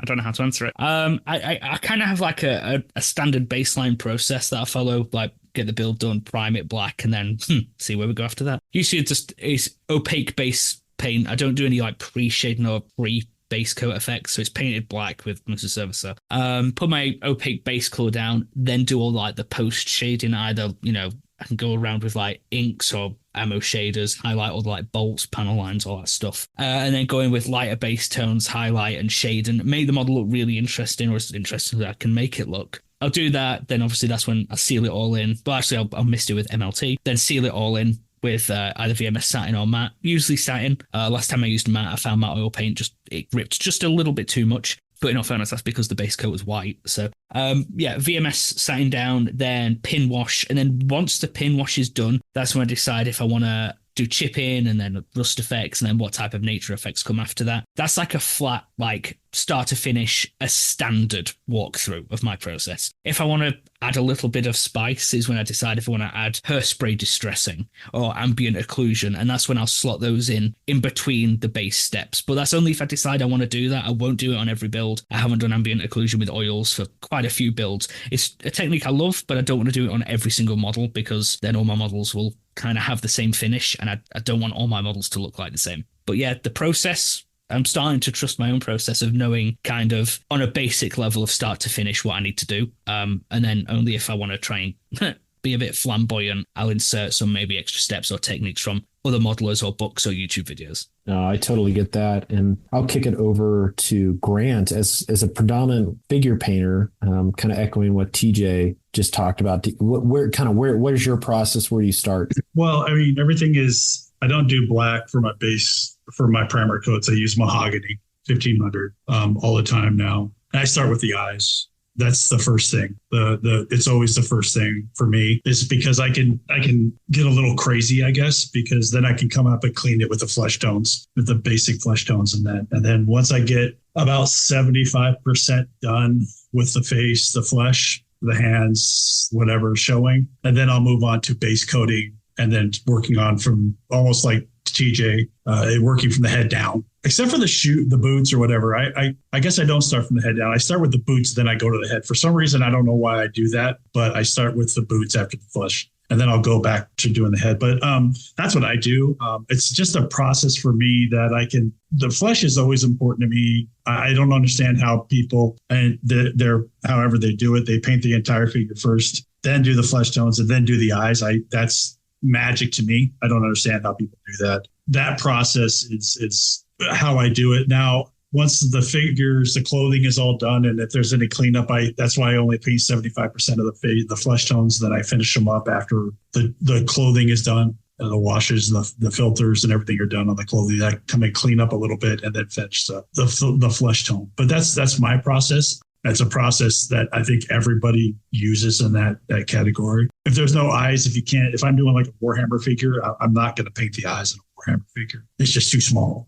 You don't see them. More power to you if you do that. But then I'll just throw the flesh tones and work out from that. Now with Warhammer, I think it's a little bit different because you have depending on the characters, you've got Nurgle figures that are, you've got to really watch what you do because of the tones of the whites of the armor and stuff like that, or the grays of the armor, sorry. Or you have Space Marine armor or, anything like that. But, for me, it's the eyes first, that face 75%, then go from there. Let's kick it over to Scott, the man, the myth, the legend. I'm a little bit like TJ. I try to put as much on the model as I can rather than paint and assemble later. And I like to black base. I black base pretty much all my models. And then the rest of it is just subsequent layers of, different things depending on the subject. So I know you're kind of getting the same thing, Cliff, but hopefully that makes sense. But I think, you're talking about your builds turn out really good, but you're talking about how long they take. I think we've seen videos from like Uncle Night Shift where he's talked about, doing sponge chipping instead of doing it with a paintbrush because it's so much more efficient, and Clayton, Ockerby and Martin both have kind of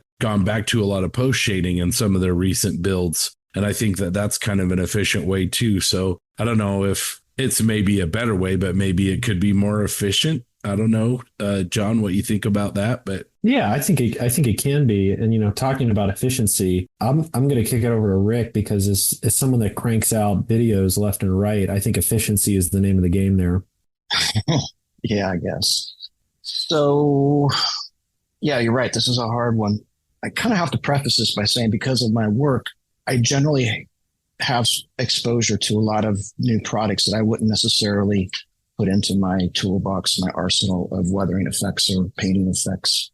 But that's part of what I do. And so I'm one of the first people who like, what can we do with these products, whatever that might be. And so that's kind of part of the background noise that's in my builds, which leads to a point where I forget some of the stuff that has always been part of my process. I'll give for instance, doing the long range desert group truck a couple builds ago. I hadn't used dry pigments in forever because I had all sorts of different other things I could use. And I brought back out the dry pigments and I just fell back in love with them. It's like, what the heck was I thinking? Why haven't I been using these all along? So there's a lot of that goes along with me. When I do the videos, when it was really hot and heavy on the videos, I was very conscious of trying not to do the same weathering process or the same process for every different build. So if I say, for instance, use dry pigments on one build, I would purposely not use them on the next build because I wanted to show something different, because otherwise it's just seeing me do the same thing all the time. Of course, that said, my crutches, oil paints. I love the oil paints. I find them so versatile. So if I don't use those, then I have to think about what I'm doing a lot more than just kind of floating naturally. But the process is about the same. Generally, Mr. Surfacer 1200 out of a can, gray primer, unless I'm doing something with a light color, like the long range desert, then I'll just Mr. Surfacer white, airbrush over the top of that, do the markings and start weathering. And I have this bad habit of starting my weathering in probably the most obvious of places, someplace right in the front that once you make a mistake, it's there forever. And I wish I wouldn't do that, but I do that every time. But it sets the tone going forward. And I've been also working on, I'll finish up this. And then it's just a matter of just weathering it up until I get to a point where it starts to look good. And there's different stages of when it starts to look good. There's the look good when it looks good on your bench. And you think I'm done. And then you take your photographs of it and you go like, there's so much more I need to do. So you need to start pushing a little bit further and reconcile those two things. So the photographs also meet what's in your mind's eye and what's on your bench.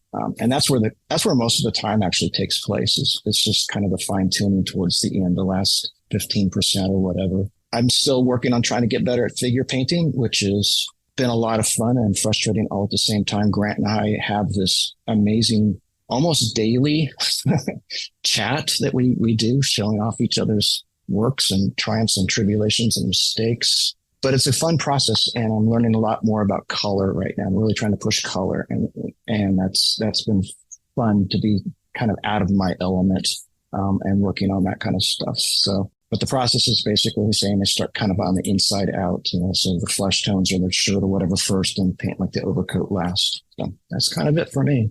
That's great, Rick. Jim, polish this off.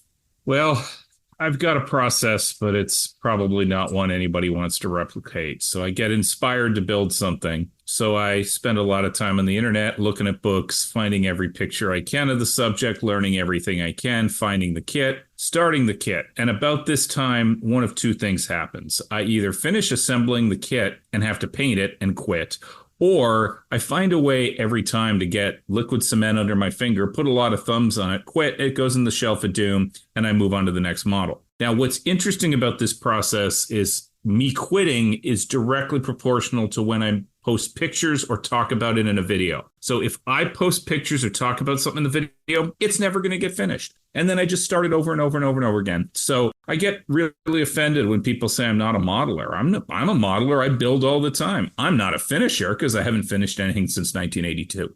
Oh, jeez. Well, I think that's probably not true, but anyways. It might be a slight exaggeration. Maybe just a slight exaggeration. Oh, man. All right. Well, we, as you have heard, this is our 100th episode, and we received some audio recordings from our friends over at Plastic Model Mojo and also from the lads at On the Bench. Both of these podcasts gave us a hand when we started up. We really appreciate those guys very much, and we appreciate these audio tracks, so we'll play those for you now. So enjoy.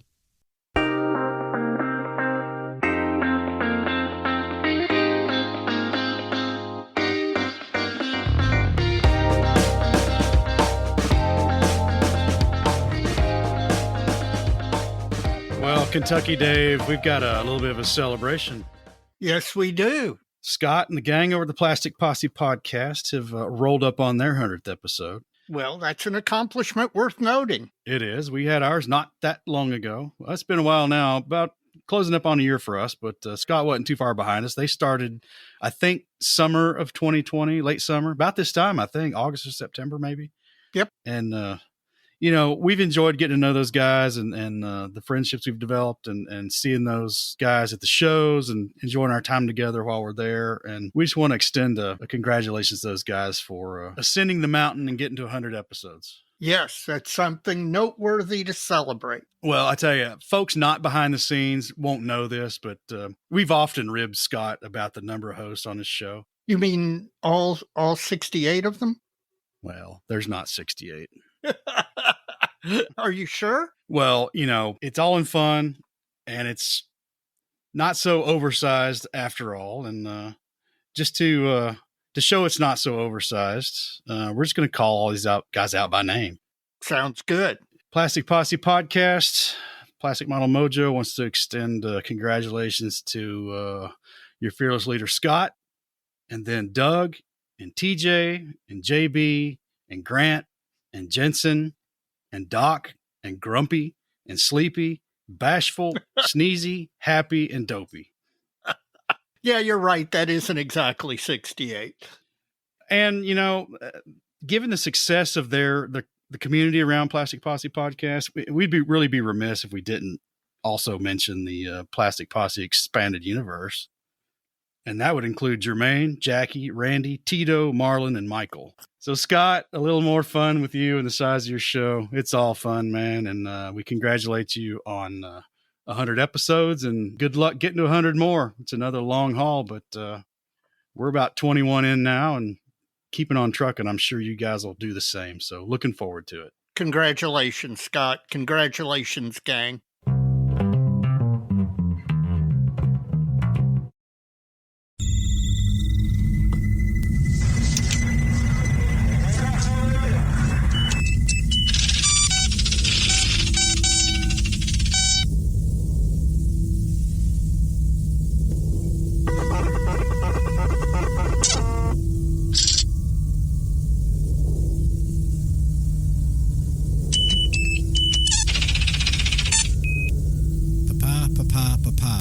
This is Oscar Tango Bravo. Oscar Tango Bravo.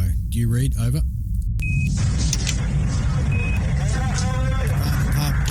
This is Oscar Tango Bravo. Are you receiving? Over.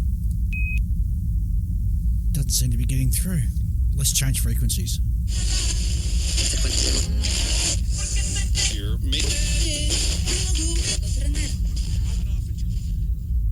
Hello to the boys of the Plastic Posse podcast. This is Dave. And Ian. And Julian. Reaching out to you from the Podverse to congratulate you on your 100th episode. For those people who may not be aware, the Plastic Posse podcast first came into a being on the 27th of the 8th, 2020. And there was Scott, John, Jensen, TJ, Doug, and Grant. That's right. Currently running the show. And gents, we just want to give you a huge salute and a huge thank you for all the wonderful content that you've provided over the last 4 years now. Yes. So keep it going, guys. You're doing a great job. And I want to go say too, it's really pleasing for me to see how all these other guys sort of came on and brought a different aspect to modelling. Everyone's podcasting. got their own flavour. Yeah, and Scott, John, Jensen, TJ, Doug, and Grant, they've all sort of really sort of honed in on doing that, the community side of it as well. And they've built a fantastic community up and around their show. Yes. And it's really a wonderful thing to see. It is, yes. Yep. So congratulations, guys. Congratulations, guys, absolutely. And from myself and Ian and me, we're wishing you another 100 episodes. Yes. Yep. Keep it on. See ya. Congratulations. Bye.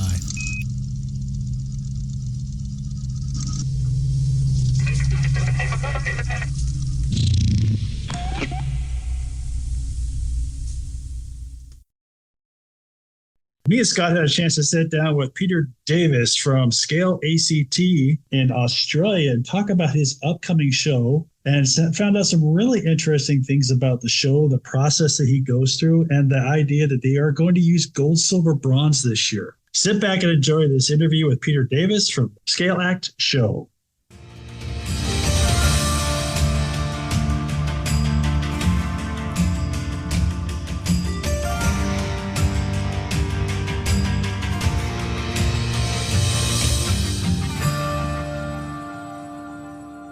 Welcome into the Plastic Posse podcast and another one of our interviews. Today we have a very special guest from Down Under, Mr. Peter Davis. How are you doing, Peter? Yeah, hello everybody, and thanks for having me on your program or show. Absolutely. I'm looking forward to talking to you. Our common friend Clay Knockerby's been telling me a lot about you and a lot about the show that we're going to talk about. So you are chief of the Scale ACT show, and we're excited to hear a little bit about what that's like and what you people can expect when they go to that show in November. Yeah, excellent. Sounds good. And yeah, look forward to having a chat.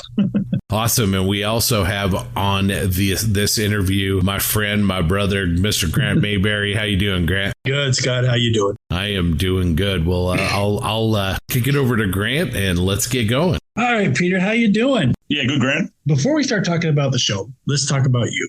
We always like to find out about what you're building, what started you building, where you're at in your building skills. So tell me about how a young Peter started building models. I think probably like a lot of younger people, I guess, where my dad got me into it when I was a little kid. and I was joined the ACT Scale Modelers Society as a junior. Oh God, probably 20. What am I? 36 now, so 30 years ago. On and off for 30 years. I did move away for work and stuff like that for a little while, but then came back to Canberra and got back involved with the club again. So that's great.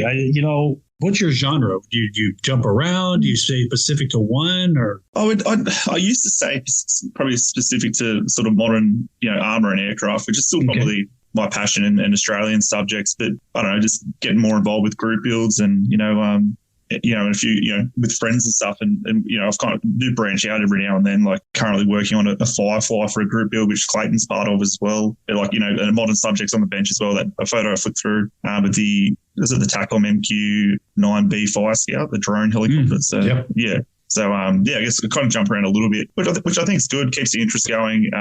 Definitely helps you, push yourself to try different techniques and stuff when you're changing subjects of, different periods and stuff as well. So I think, I agree. I jump subjects too, and I think that helps my modeling skills all the way around. So what's currently on the bench besides the MQ, the 9, and what else you got? Do you have anything else going on? That's a 148 scale Abrams, which we've done as an Australian one. There's a guy here in our club, Mark Kerr, that done a 3D printed Australian conversion set for that, which is it needs a few minor mods and stuff to make an Australian sort of specific version of the Abrams. But so it's kind of a bit on and off as I've kind of been working on these other two. So, me and Scott are kicking down the rest of the day here. You're just starting your day, and, it's the middle of summer here, so it's the middle of winter there, or start of the winter there. So, it's here this morning. It's, it was -3 overnight, and I'm not sure what that is in Fahrenheit, but wow. I'm not sure. Yeah, I'm not sure what that is in your guys' temperature, but it's cold. It's a frost, and not quite snow, but it's frost, and Well, that's great. Could you, for our listeners that don't know, where are you actually located? Where's the show located in Australia? So the ACT Scale Modelers Society is based in Canberra, which is the capital of Australia. Yeah, and the show's also based there. It's all kept within Canberra. It doesn't move. And that's where we meet there monthly on a Wednesday night at the Atlantic Club, which is fantastic venue. It's a huge social sort of club. I'm not sure what's similar to that in America, but it's like a large club where there's a bar and a bistro and places for people to meet and all that sort of stuff. So fantastic venue. We've got 160 plus financial members now, so quite a large club. With associate membership now, we've got a lot of people within the region of Canberra and across Australia that love coming to Scale Act, and they've and some of the other benefits they get of being an associate member. So they've we've got a few of our interstate guests now that have become associate members to support us as well. So it's just a really a fantastic friendly group of people. So that sounds like it's a huge club. That's fantastic. Yep. So how many people do you have at a meeting then? If you have, on average, probably this year we've been averaging probably between 70 and low 80s. Wow. That's impressive. That group build with that kind of crew would be interesting. But I think we have such a range of subjects. People, such a very group thing. Like our monthly people choice will have anything from cars on the table to Gundam and Mecha and obviously military subjects and stuff. But it's we've got a really good diverse group of modelers there. That's great. So I'm going to hand it over to Scott for a couple questions from him. Well, tell us for those of us that aren't in Australia, what the modeling, looks like here in the U.S. We've got AMPS, we've got IPMS. What organization, if any, are you aligned with, or is it just kind of your own thing? What does that look like? We're a standalone club, I guess. But that we do have IPMS in Australia, in Melbourne, Brisbane, I think, Illawarra, which is Wollongong, which is a little bit south of Sydney. So IPMS is over here. I think there are some AMPS clubs as well. I think I'm pretty sure there's one of those in Sydney. So we do have those sort of, I guess, more sort of known brandings that people around the world would recognise. But we're a standalone club. We've got like a sort of a sister partnership with IPMS Farnborough and Ottawa, and it looks like we're potentially starting the early stages actually with the South Australian Model Clubs have actually come on board to sponsor Scale Act this year. So we're looking to build on that relationship too, with some of those guys from South Australia, which, they're a decent sized club with about 70 as well. But I guess, trying to put that in context, I guess, Australia's a huge country as well. So we're the guys in South Australia that come across to us, I think, 10 hour plus drive. So, it's a big, big spread out, sort of. Wow. Yeah, no, I mean, that's really interesting, the dynamic. I like that. I like the individual club, that way I think you can really tune into what the needs of your local modelers are, and maybe, ways that you could improve. So I can see a lot of advantages for that. What are some highlights you think of? Let's start with last year's show. I heard great things about it. I know you had some of our friends doing seminars, and definitely some of them attending as well, but maybe give us some of the highlights of Scale ACT 2023. Yes, so Scale ACT 23 was a big one for us. Obviously, we've been very lucky that our event has been growing, year to year, and we outgrew our previous venue, which was a high school. We used to hold the event in a high school in Canberra, and we moved across to Thoroughbred Park, which is a horse racing venue. It's got a massive sort of conference area, which is what we hired out and utilised. I guess, a highlight last year was obviously moving to a premises like that, like a venue. It really, kind of brought the show up to another level, and also having the space to, like you just mentioned, to do proper sort of seminars and demonstrations where we, got some of Australia's best modelers. We were able to, to secure those guys, Clayton Ockby, Sam Dwyer. I'm sure there's a list of people that I'm sure you guys would recognise as well. Oh yeah, and it was really, Lincoln Wright. We had real good group of guys that helped us out last year and again this year. So we've been very privileged with that. I think that was probably something kind of set us apart. Like this, that was run properly, with the screens either side of the person doing the demo. So, 20, 30 people could easily sit there and, and see what these guys were doing and learn new skills and, share the hobby, which is fantastic. We obviously having that extra space, we're able to fit more traders in. We had our first sort of international participants, we had Kinetic Models there and Magic Factory from Hong Kong. So, plus all our fantastic local guys as well. So it was I think probably the key was moving to that sort of venue, and it really put us up to another level, I think. So growth is amazing, and bringing on partners like that is terrific. Congratulations. Probably, obviously another highlight too would probably be, we broke our entry number records, which was, I think, just on 706, I think. So that's a big show. Yeah. Wow. Yeah. So it was, that was, I guess, hard work, obviously it comes with hard work with all the judging and stuff, but I think it was a great weekend. We put a dinner on Saturday night for those that want to attend, sort of thing. And, we, kind of nominate sort of a spot for Friday and Sunday to catch up with drink and stuff too. So it's really, it's obviously a model show, but it's also an opportunity for, obviously we live so far apart during the year, in Australia to kind of meet up, catch up and, catch up with good friends and stuff that sometimes you only talk to online. So, yeah, that's great. That's great. I did some, snooping today on some things. So 716 kits last year. That's impressive. 716. So that was your number. And I listened to On the Bench. They did a show there. So they had the On the Bench crew there, which is great. And listening to them, you had people like Brent Green on with them. And they had Lincoln Wright did a flash flyby as he was going to his, shouting with the guys as he was going to his demo. And it was great. I was, our good friend, like Scott said, Sam Dwyer was there, and that was what really caught me the most in that is that you guys seem to have a good distribution of the categories. So you had your Maquet, your Gundam, your cars, it wasn't just aircraft and armor. So you had a really good you had a really great group of all the way around. And do you think that's because of the, of the environment there? Or is it just, did you push on the smaller, those not smaller, but those less known hobbies groups to come in and some of that? I think, I don't know if it's less known because look, Gundam's huge in Asia. So I think, I think it's just maybe some of us, maybe some of the older people in our clubs that need to recognise that Gundam is part of the hobby.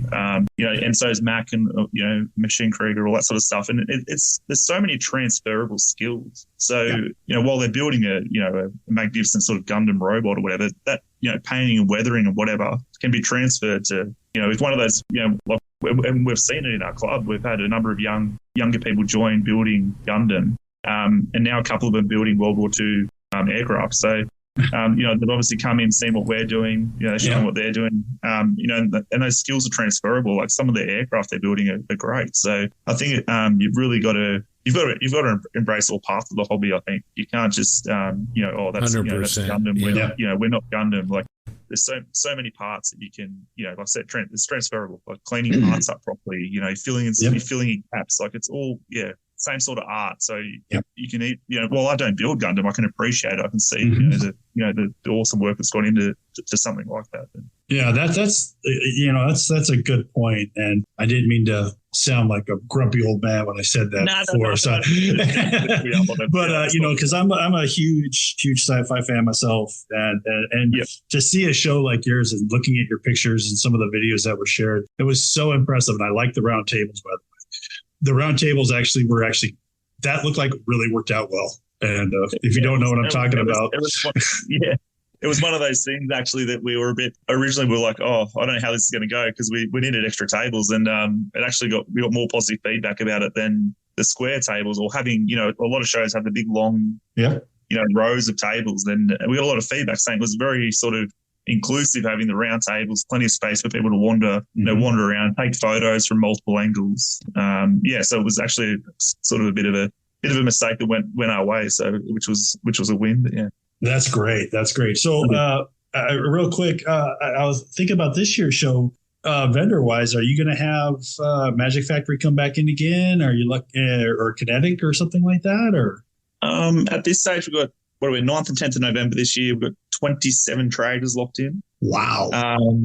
9 presenters again. So we've got so again, nine of some of Australia's best models again. We've mixed it up a little bit. It's not that the other guys that did it last year did a bad job. It's just to keep things fresh.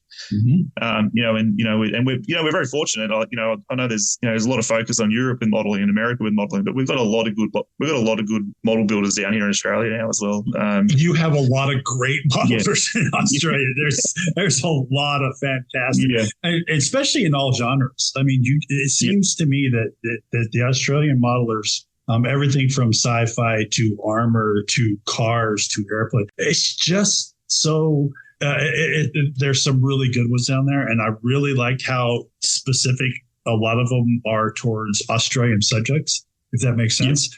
That is really kind of cool to me, like the Australian Abrams, the Australian 113s, the Australian aircraft, and then you've got the Machining Krieger crew with, part of their candors, part of their stories in Australia after, down the road, and they keep it there. And, that's what I love. And I'm sorry, I didn't mean to go off a tangent there, but, I definitely think it's one of the better places that you're going to find some fantastic modelers is Australia. And it's so sorry. No, so we've definitely got Magic Factory back this year. They don't trade. They just do a display table of their latest sort of stuff, because one of our big sponsors, Hobbies Australia, they're the importer of Magic Factory. So Magic Factory kind of come and just display what's coming. They don't sell, but which is because obviously it'll eventually come through Hobbies Australia to our retail outlet. So it's looking really strong. I think last year we had 19 traders. So obviously with that increase to 27, there's obviously words got out about 2023, and we've got more people wanting to support us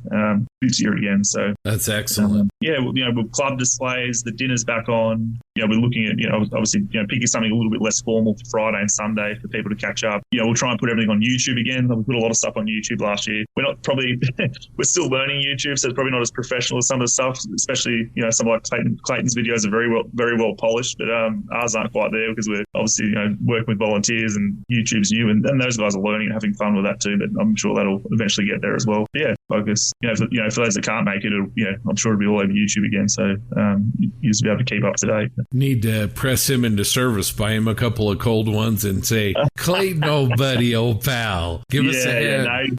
Clayton does more than meets the eye, sort of thing, with the whole Transformer slogan. He does help us out a bit, but doesn't want the recognition for what he does, because he's a very busy man, and he does help me in the club a lot. So we're very happy for his help and support with what he is doing. He is doing a bit for us. So. That doesn't surprise me at all. He's a good guy. Yeah. He's a really good guy. Yeah. Well, let's talk about the competition, as it were. Tell us a little bit about what you use as a standard, how entries are judged. Do you do display only? Just tell us a little bit about how that works. Yeah, so this is our biggest change this year, and probably one of the biggest changes for a major show in Australia, where we used to do first, second, third. Probably, I think it was 2 or 3 years ago. I think the first year when I came on as president, we swapped across to just first, and then a number of highly commended coins, and we got these really great challenge coins as the awards now, which have been really well received. Not some trophy thing that you're trying to keep in your cabinet and stuff. These coins look really professionally done, easy to take a photo with your model and stuff. But yeah, so we kind of went to a bit of a hybrid system of 1, 2, 3, and I guess gold, silver, bronze. And now this year we've probably been working for 12 months ish. We'll be going across to full gold, silver, bronze. So having a look at look what's happening overseas, feedback in Australia, some of the really big shows, Scale Model Challenge, all that sort of stuff, and seeing that I think that is probably the right path to take. Because I think that's the future.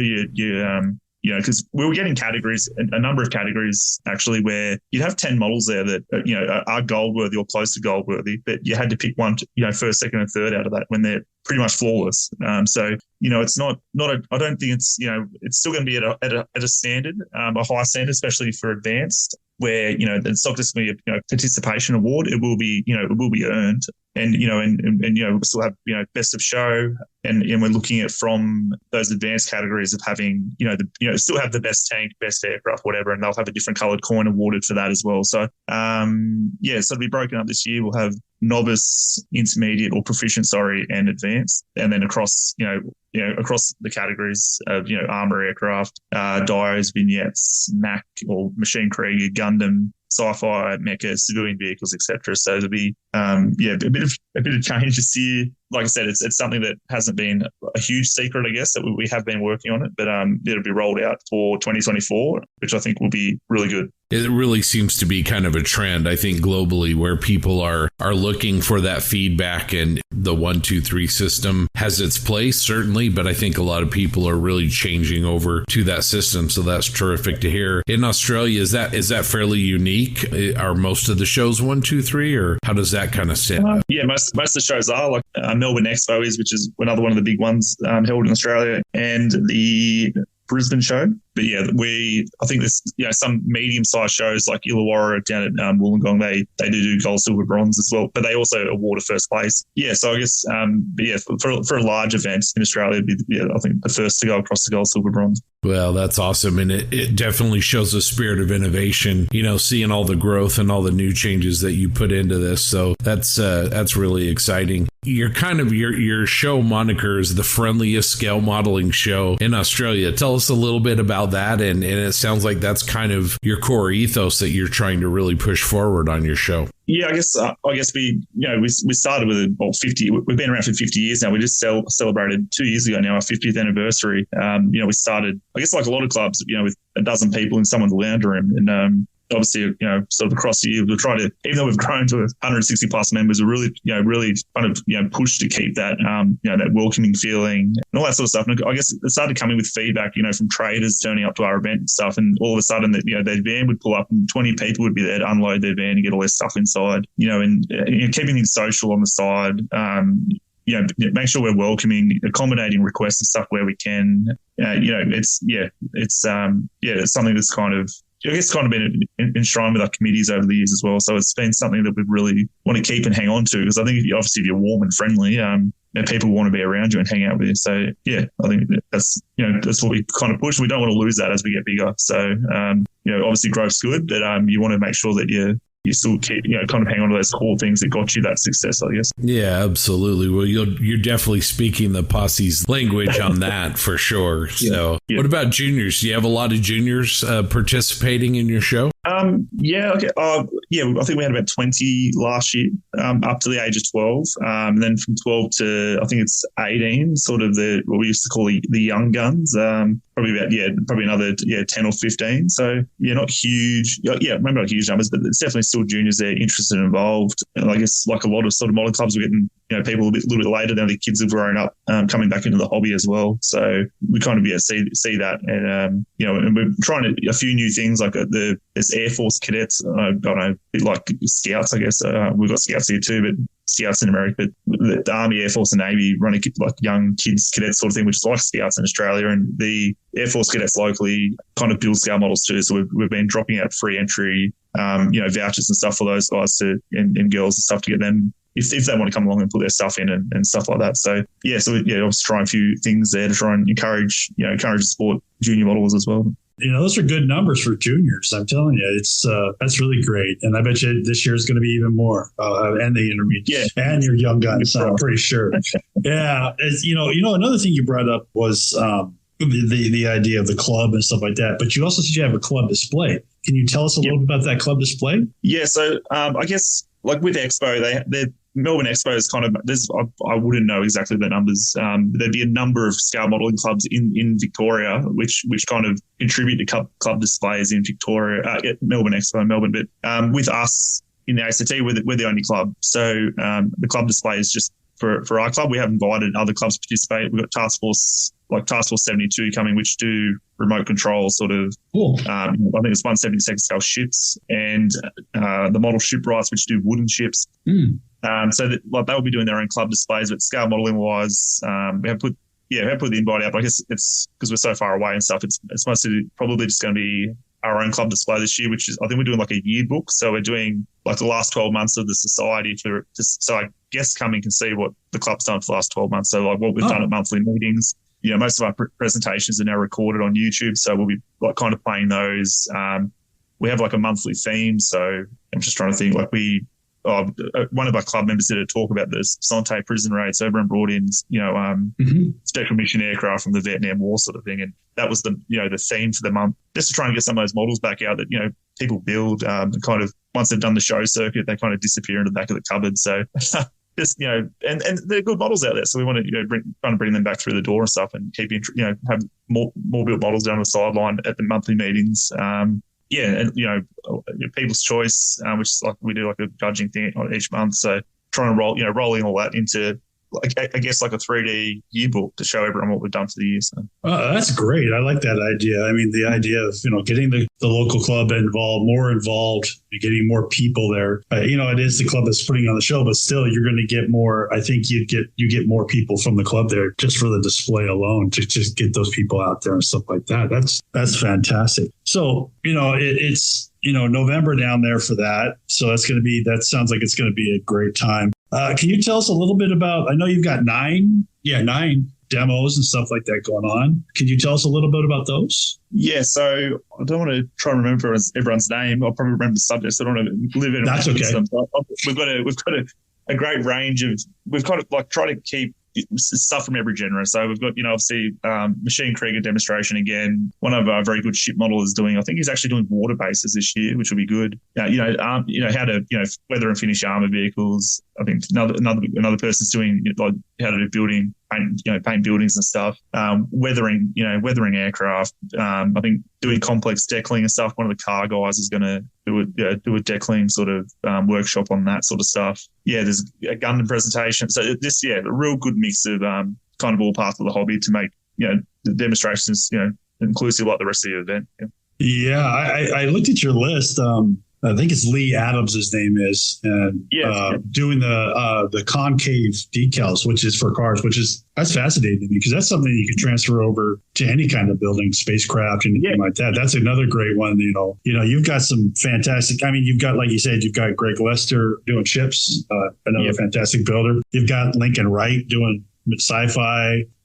You've got Clayton Ockerby, of course, working doing chipping. You've got David Hay doing figure painting. You got which I was really happy to see. You got a Gary Wookham, I think his name is he's doing a 3D printing display and design, which is great. Yeah. That's really good to see that also. So I mean, you definitely have and this is over a two day time, or is this just all in one day? No, it's split over 2 days. Yeah, so the program's up on our page, but it's split. Half the presentations will be on the Saturday and the other half on the Sunday, sort of thing. So, with all the timings and stuff there, so people can plan their weekend. I know a lot of people do come travel to Canberra for the event, but they also bring their families, so they might not be able to stay at the show the whole weekend. At least putting that timetable out allows people to plan their weekend, but still, potentially spend time with their family, make a bit of a weekend and a holiday out of it. So. And I also noticed here that you've got Marissa Christina doing Gundam too, which is another great one to see that you don't really see very often, especially here in the States with the shows like that. You don't see the Gundam, but that's really good that you have them doing demos too. That'll definitely help out. That's great. Yeah. Real good mix, which we're very, like I said, very fortunate to have those people that support us, to do that. So. I want to get back to maybe the judging. So does your club handle all of the judging, or do you have some of the modelers that come from the other parts of Australia help you with that as well? I mean, how does that look? And do you guys do judging training? I mean, what does that all look like? Yeah, so previously and probably still this year, it's kind of a multi-tiered thing. So we call for volunteers, which we call it like a triage, sort of the triage group. So they'll go around and look at everything in detail. They'll mark on roughly on a sheet any issues like alignment, paint finish, all that sort of stuff, presentation, and a couple of very quick comments. And then like a second group will come around, which are probably like, more experienced, more qualified, more qualified sort of thing that have been done a few scale acts sort of thing as judging. And they will then do sort of the second pass and make that sort of final decision. So I guess it's kind of multi-tiered. I guess luckily we're so far away as well. So we're probably not lucky to be able to have like a lot of shows, SMC and stuff, they invite judges. We probably don't have the luxury of doing that. So we've kind of got to, not work with what we've got. And it's not a bad thing. I think, we still get, probably 95% of the results right, which I think is really good for judging because, it's so much open for interpretation and personal opinion and stuff, which you really got to work hard to eliminate, but obviously you can't eliminate all of it. So, so I guess that sort of multipass, we brought that in a couple of years ago and it's really improved the quality of the results and also allowed, I guess, people that wanting to learn and stuff to have that exposure and teach them and stuff and then bring them up, over the years sort of thing to that next sort of level of, becoming a second round judge as well. That's fascinating how you're implementing pieces of the open system as well as pieces of, kind of like your IPMS systems, and you're just kind of creating something that's a little bit unique. Yeah. It's really, I think that's really interesting and really great. It sounds like it's working really well for you. You mentioned some social activities, which again is something that we're always, excited about. Probably half of the time, I think the shows are almost like a precursor, maybe even an excuse to go hang out with your friends. But tell us a little bit about the area that your show's in, like bars and taverns and clubs and restaurants. Is it a pretty good area to have a lot of gatherings in? Yeah, so Thoroughbred Park, where the event is held, is probably it's on the main road into Canberra, and obviously if you travel, there's a light rail, a tram, so you can accessibility is good. Obviously there's a massive car park where you can come and park for free as well over the weekend. But just not even probably 10-15 minutes on the light rail, 10 minutes in a car. You're in the middle of Canberra, which is not a city, like sort of not a huge city, but it's a still a vibrant, busy city. There's plenty of bars and clubs and all that sort of stuff, hotels, affordable accommodation, all that sort of stuff, all within 10 or 15 minutes of where the venue is. Yeah, and then we've got the Saturday night sort of dinner, which is a bit more formally organised, which is at the Hellenic Club where we have our monthly meetings, and that is a bit of a way we kind of bring people in to help support our big sponsor, which is the Hellenic Club, and but also it's sort of formalise something too where we can sort of catch up and sort of chat about the show, whatever, and have a good night, especially for our interstate guests. So that's the big draw card there. But so there's plenty happening. We got the Australian War Memorial here, which is probably would be a huge draw card for anyone visiting from overseas too. It's going through massive renovation at the moment, but it'll be, I think, open again by next year. We've got some one-offs in there. Mission 262, whatever you want to call it. I'll probably get that wrong. Some German aircraft rivet counters going to probably slap me now, but the Zero. Yes, so some really interesting sort of stuff in there that are one-offs, I think, around the world. Some of those curators from the War Memorial, obviously common interest in our club. So, we do have some unique access to that facility. They've got a massive storage sort of location as well for stuff that doesn't fit in the war memorial, and that is not far from Thoroughbred Park. And last year we were able to get a small group of our visitors in there for a bit of a look around as well. So yeah, it's there's a lot, it's the capital. There's plenty, like the Parliament House is there, which is a really unique building, a bit like Washington, sort of DC, I guess. It's all, all the federal departments are in Canberra, all the federal attractions of, the national museums in Canberra, the national science museums in Canberra. So there's heaps to do, really. People, come down for a few days or come for a week, whatever, come over the weekend, won't be short of entertainment for while you're at the, obviously while you're at the show, or if you bring the family and stuff, there's plenty for them to wander around and have a look at as well. So. Yeah, sounds really interesting, man. I'm wanting to go even more than I already did. So it sounds great. It's good. Tell us about you've mentioned some special awards, kind of best ofs, but give us an idea what those special awards look like, and also any themes or theme awards that you're going to be awarding. Yeah, so other than there'll be a little bit of restructuring the categories, which I think we are pretty close. We'll probably have those announced next week. I think we had another meeting about it last night. But in addition to that, we'll have our best of show, which is obviously picked by the judging team and the president. We're going to have, as we go gold, silver, bronze, out of the advanced categories, we're still going to pick the best aircraft, which we're going to have to do anyway for best of show. So it's not really creating any extra work. So the best aircraft, best tank, best of the categories essentially out of advance will be recognised as well. And then obviously your gold, silver, bronze for all the categories. The people's choice, like members of the public, they can come in and pick their favourite thing or favourite model. So we're still keeping that. We have a best Commonwealth subject award. From any of the Commonwealth Commonwealth group of nations, we have a best of for that. We have a best Royal Australian Air Force award. So special categories. So each year we have what we call the Sentinel Shield, which is an armour subject we pick, which is like a group build essentially for 12 months. This year that's the 140 ASCL Tamiya Abrams. The Kitty Hawk Cup, which is the aircraft special category we do each year. This year's the 140 ASCL Edward Zero, or any boxing of the Edward Zero. And the Grail subject this year is any of the 135th scale Master Box figures. So just a figure, like a group build figure subject. So and next year for 2025 we'll probably announce that in the next couple of weeks. So we usually announce that at our AGM, which is August. So in a couple of weeks. That's some great things, and I like that keeping the People's Choice Award is always a positive, especially for the posse. Is you get those people, you get more people in there, and you get more people looking. Is always a great thing. So that's great. That's great. You talked about gold, silver, bronze. You talked about how you're going to be judging. Are you going to do the same style of awards like you did the year? Are you going to give a trophy for the first place and then the really cool coins? Or are you just going to go straight to coins this year, or just trophies for the best ofs? Or so the best of show will be a trophy. People's Choice will be a trophy, and then the best of for advanced for the aircraft, tanks, etc. will be. I think it's a very like a gloss black sort of coin, which we thought looks like a black belt, I guess. And then, gold, silver, bronze coins for the remainder parts of those subjects. The Kitty Hawk Cup, Sentinel Shield, etc. You get your name put on an engraved shield, which is like a perpetual sort of thing that comes back every 12 months. You don't take it home, but it just gets put on the thing and get a photo with it because we don't. It gets sent to Perth. Someone will forget to bring it back 12 months later.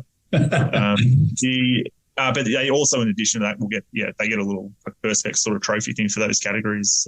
So I think definitely get something cool. The juniors this year we'll get, obviously we give them a starter kit, Airfix starter kit or something, and they will get like a cool coloured coin. So we get like bright green and blue and cool yellow sort of thing, and they'll kind of just get a challenge coin as well, but of some kind of cool bright colour for the juniors as well. So I really like that. That's the etching of the names on the trophy for their 12 months. That's a great idea. Just, you keep it in one area and like you said, you don't let them have it. It's not it's like this recording history sort of thing and get your name sort of pinned on it. So and it's there for a long time. Let's just put it that way. So that's a really cool idea. I like that. So for everybody out there, could you give us the rundown of when the show is, where it's at? We know it's in Cambria. We get, can you give us an idea of costs and maybe some email addresses or Facebook pages where we can find the information at? Yeah, sure.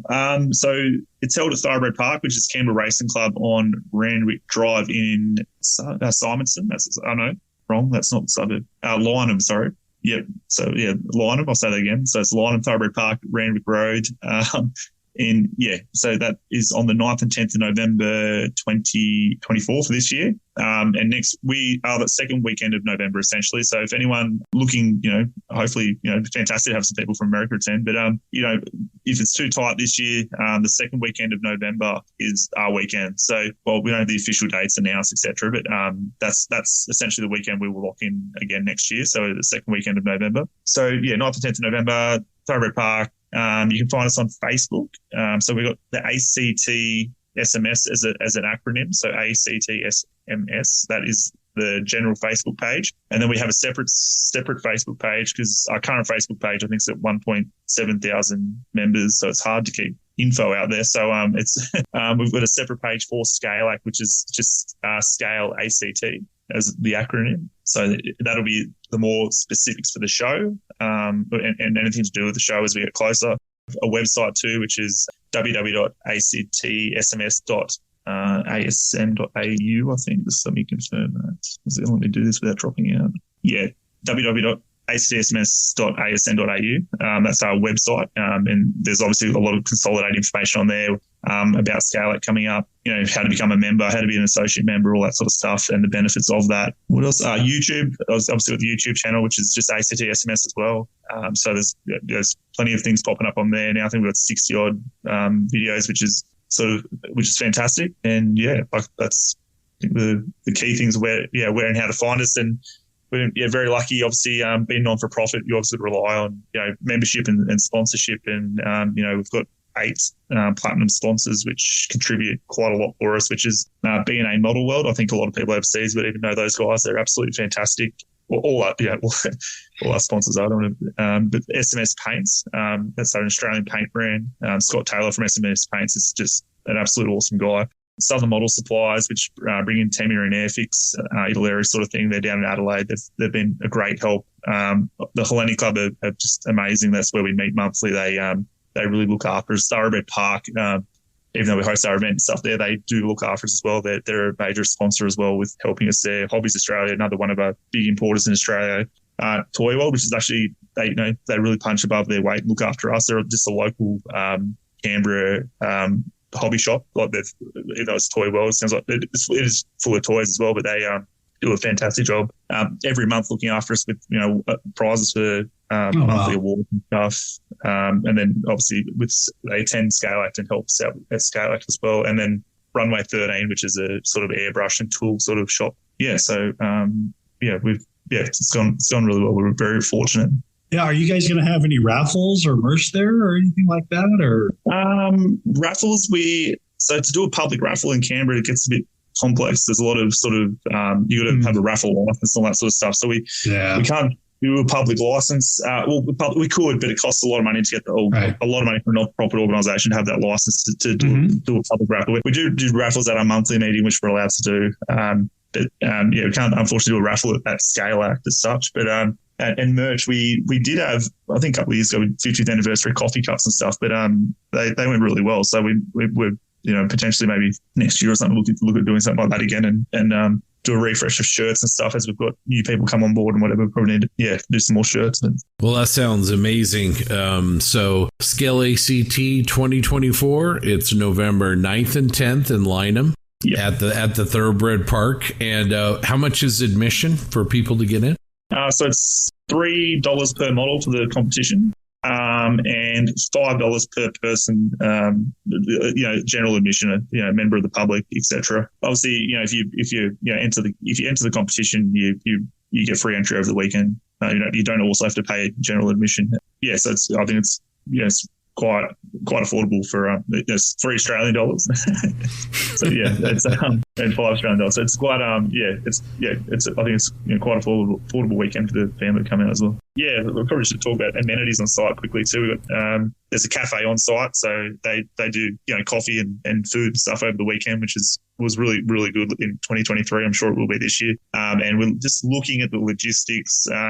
Not confirmed if we can make it work or not, but we're trying to open up the front bar area, not for alcohol, being a friendly event, but because they can do sushi and all that sort of stuff, and pastries and stuff out there as well. So if we can make it work, we can try and open that up too, because they can do coffee out there too. So just kind of alleviate a little bit of stress on the cafe area, because they got bombarded with people wanting coffee every morning. So but this outside actually, we've got the Canberra Historic Motorbike Club coming this year as well. So they're going to be putting a display of real historic sort of, and apparently they've got some, I don't understand motorbikes, but I can appreciate them again, but they've got some sort of one-offs sort of thing too. They'll have a couple of those out. The ACT, the special car category, this year is any Ford Mustang. So the Canberra Ford Mustang Club's going to come in with a couple of cars as well. One of the club members has a DeLorean, so a real one, like not decked out like the show, but the old school car that'll be there. And potentially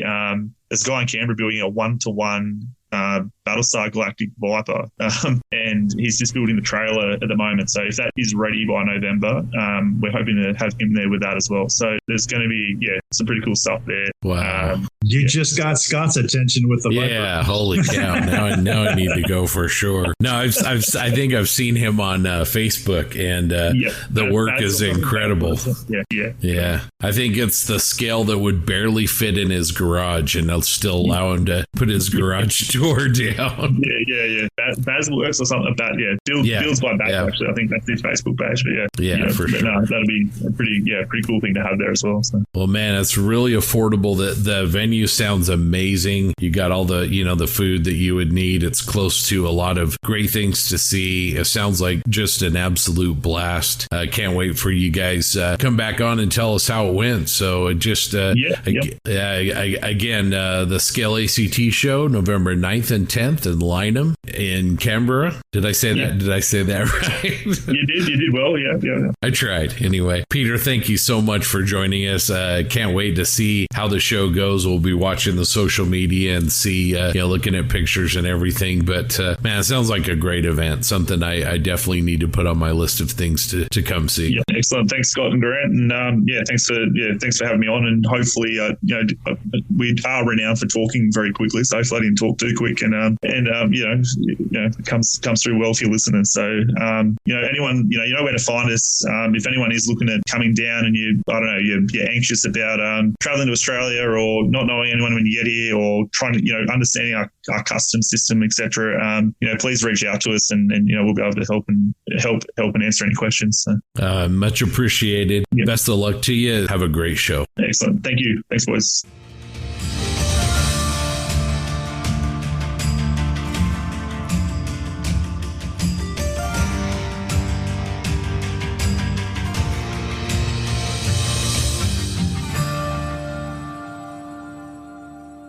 All right, that was a great interview with Peter. He's a great guy. I think we're very much almost kind of kindred spirits in what he values. He talks about being the friendliest scale model show in Australia. Really love that, and it sounds like his show is getting bigger all the time. So best of luck to them on their upcoming show. I think they'll crush it. All right, let's head back over to TJ again for a parting shot. All right, so we're in the process of wrapping up big number 100, and I kind of want to ask everyone that's here talking to us where you see the posse going over the next 100 episodes. So I'm going to start with you, Doug. I see us continuing to move forward, continuing doing what we've been doing, but hopefully expanding. Hopefully we make more friends along the way, and we just, I don't know, I just never want to see the magic that has been the Plastic Posse for the last 4 years stop. So I want to just keep plugging away and doing new things, and maybe going new places, and hanging out with y'all, everybody along the way. It's been wonderful, and let's keep doing it.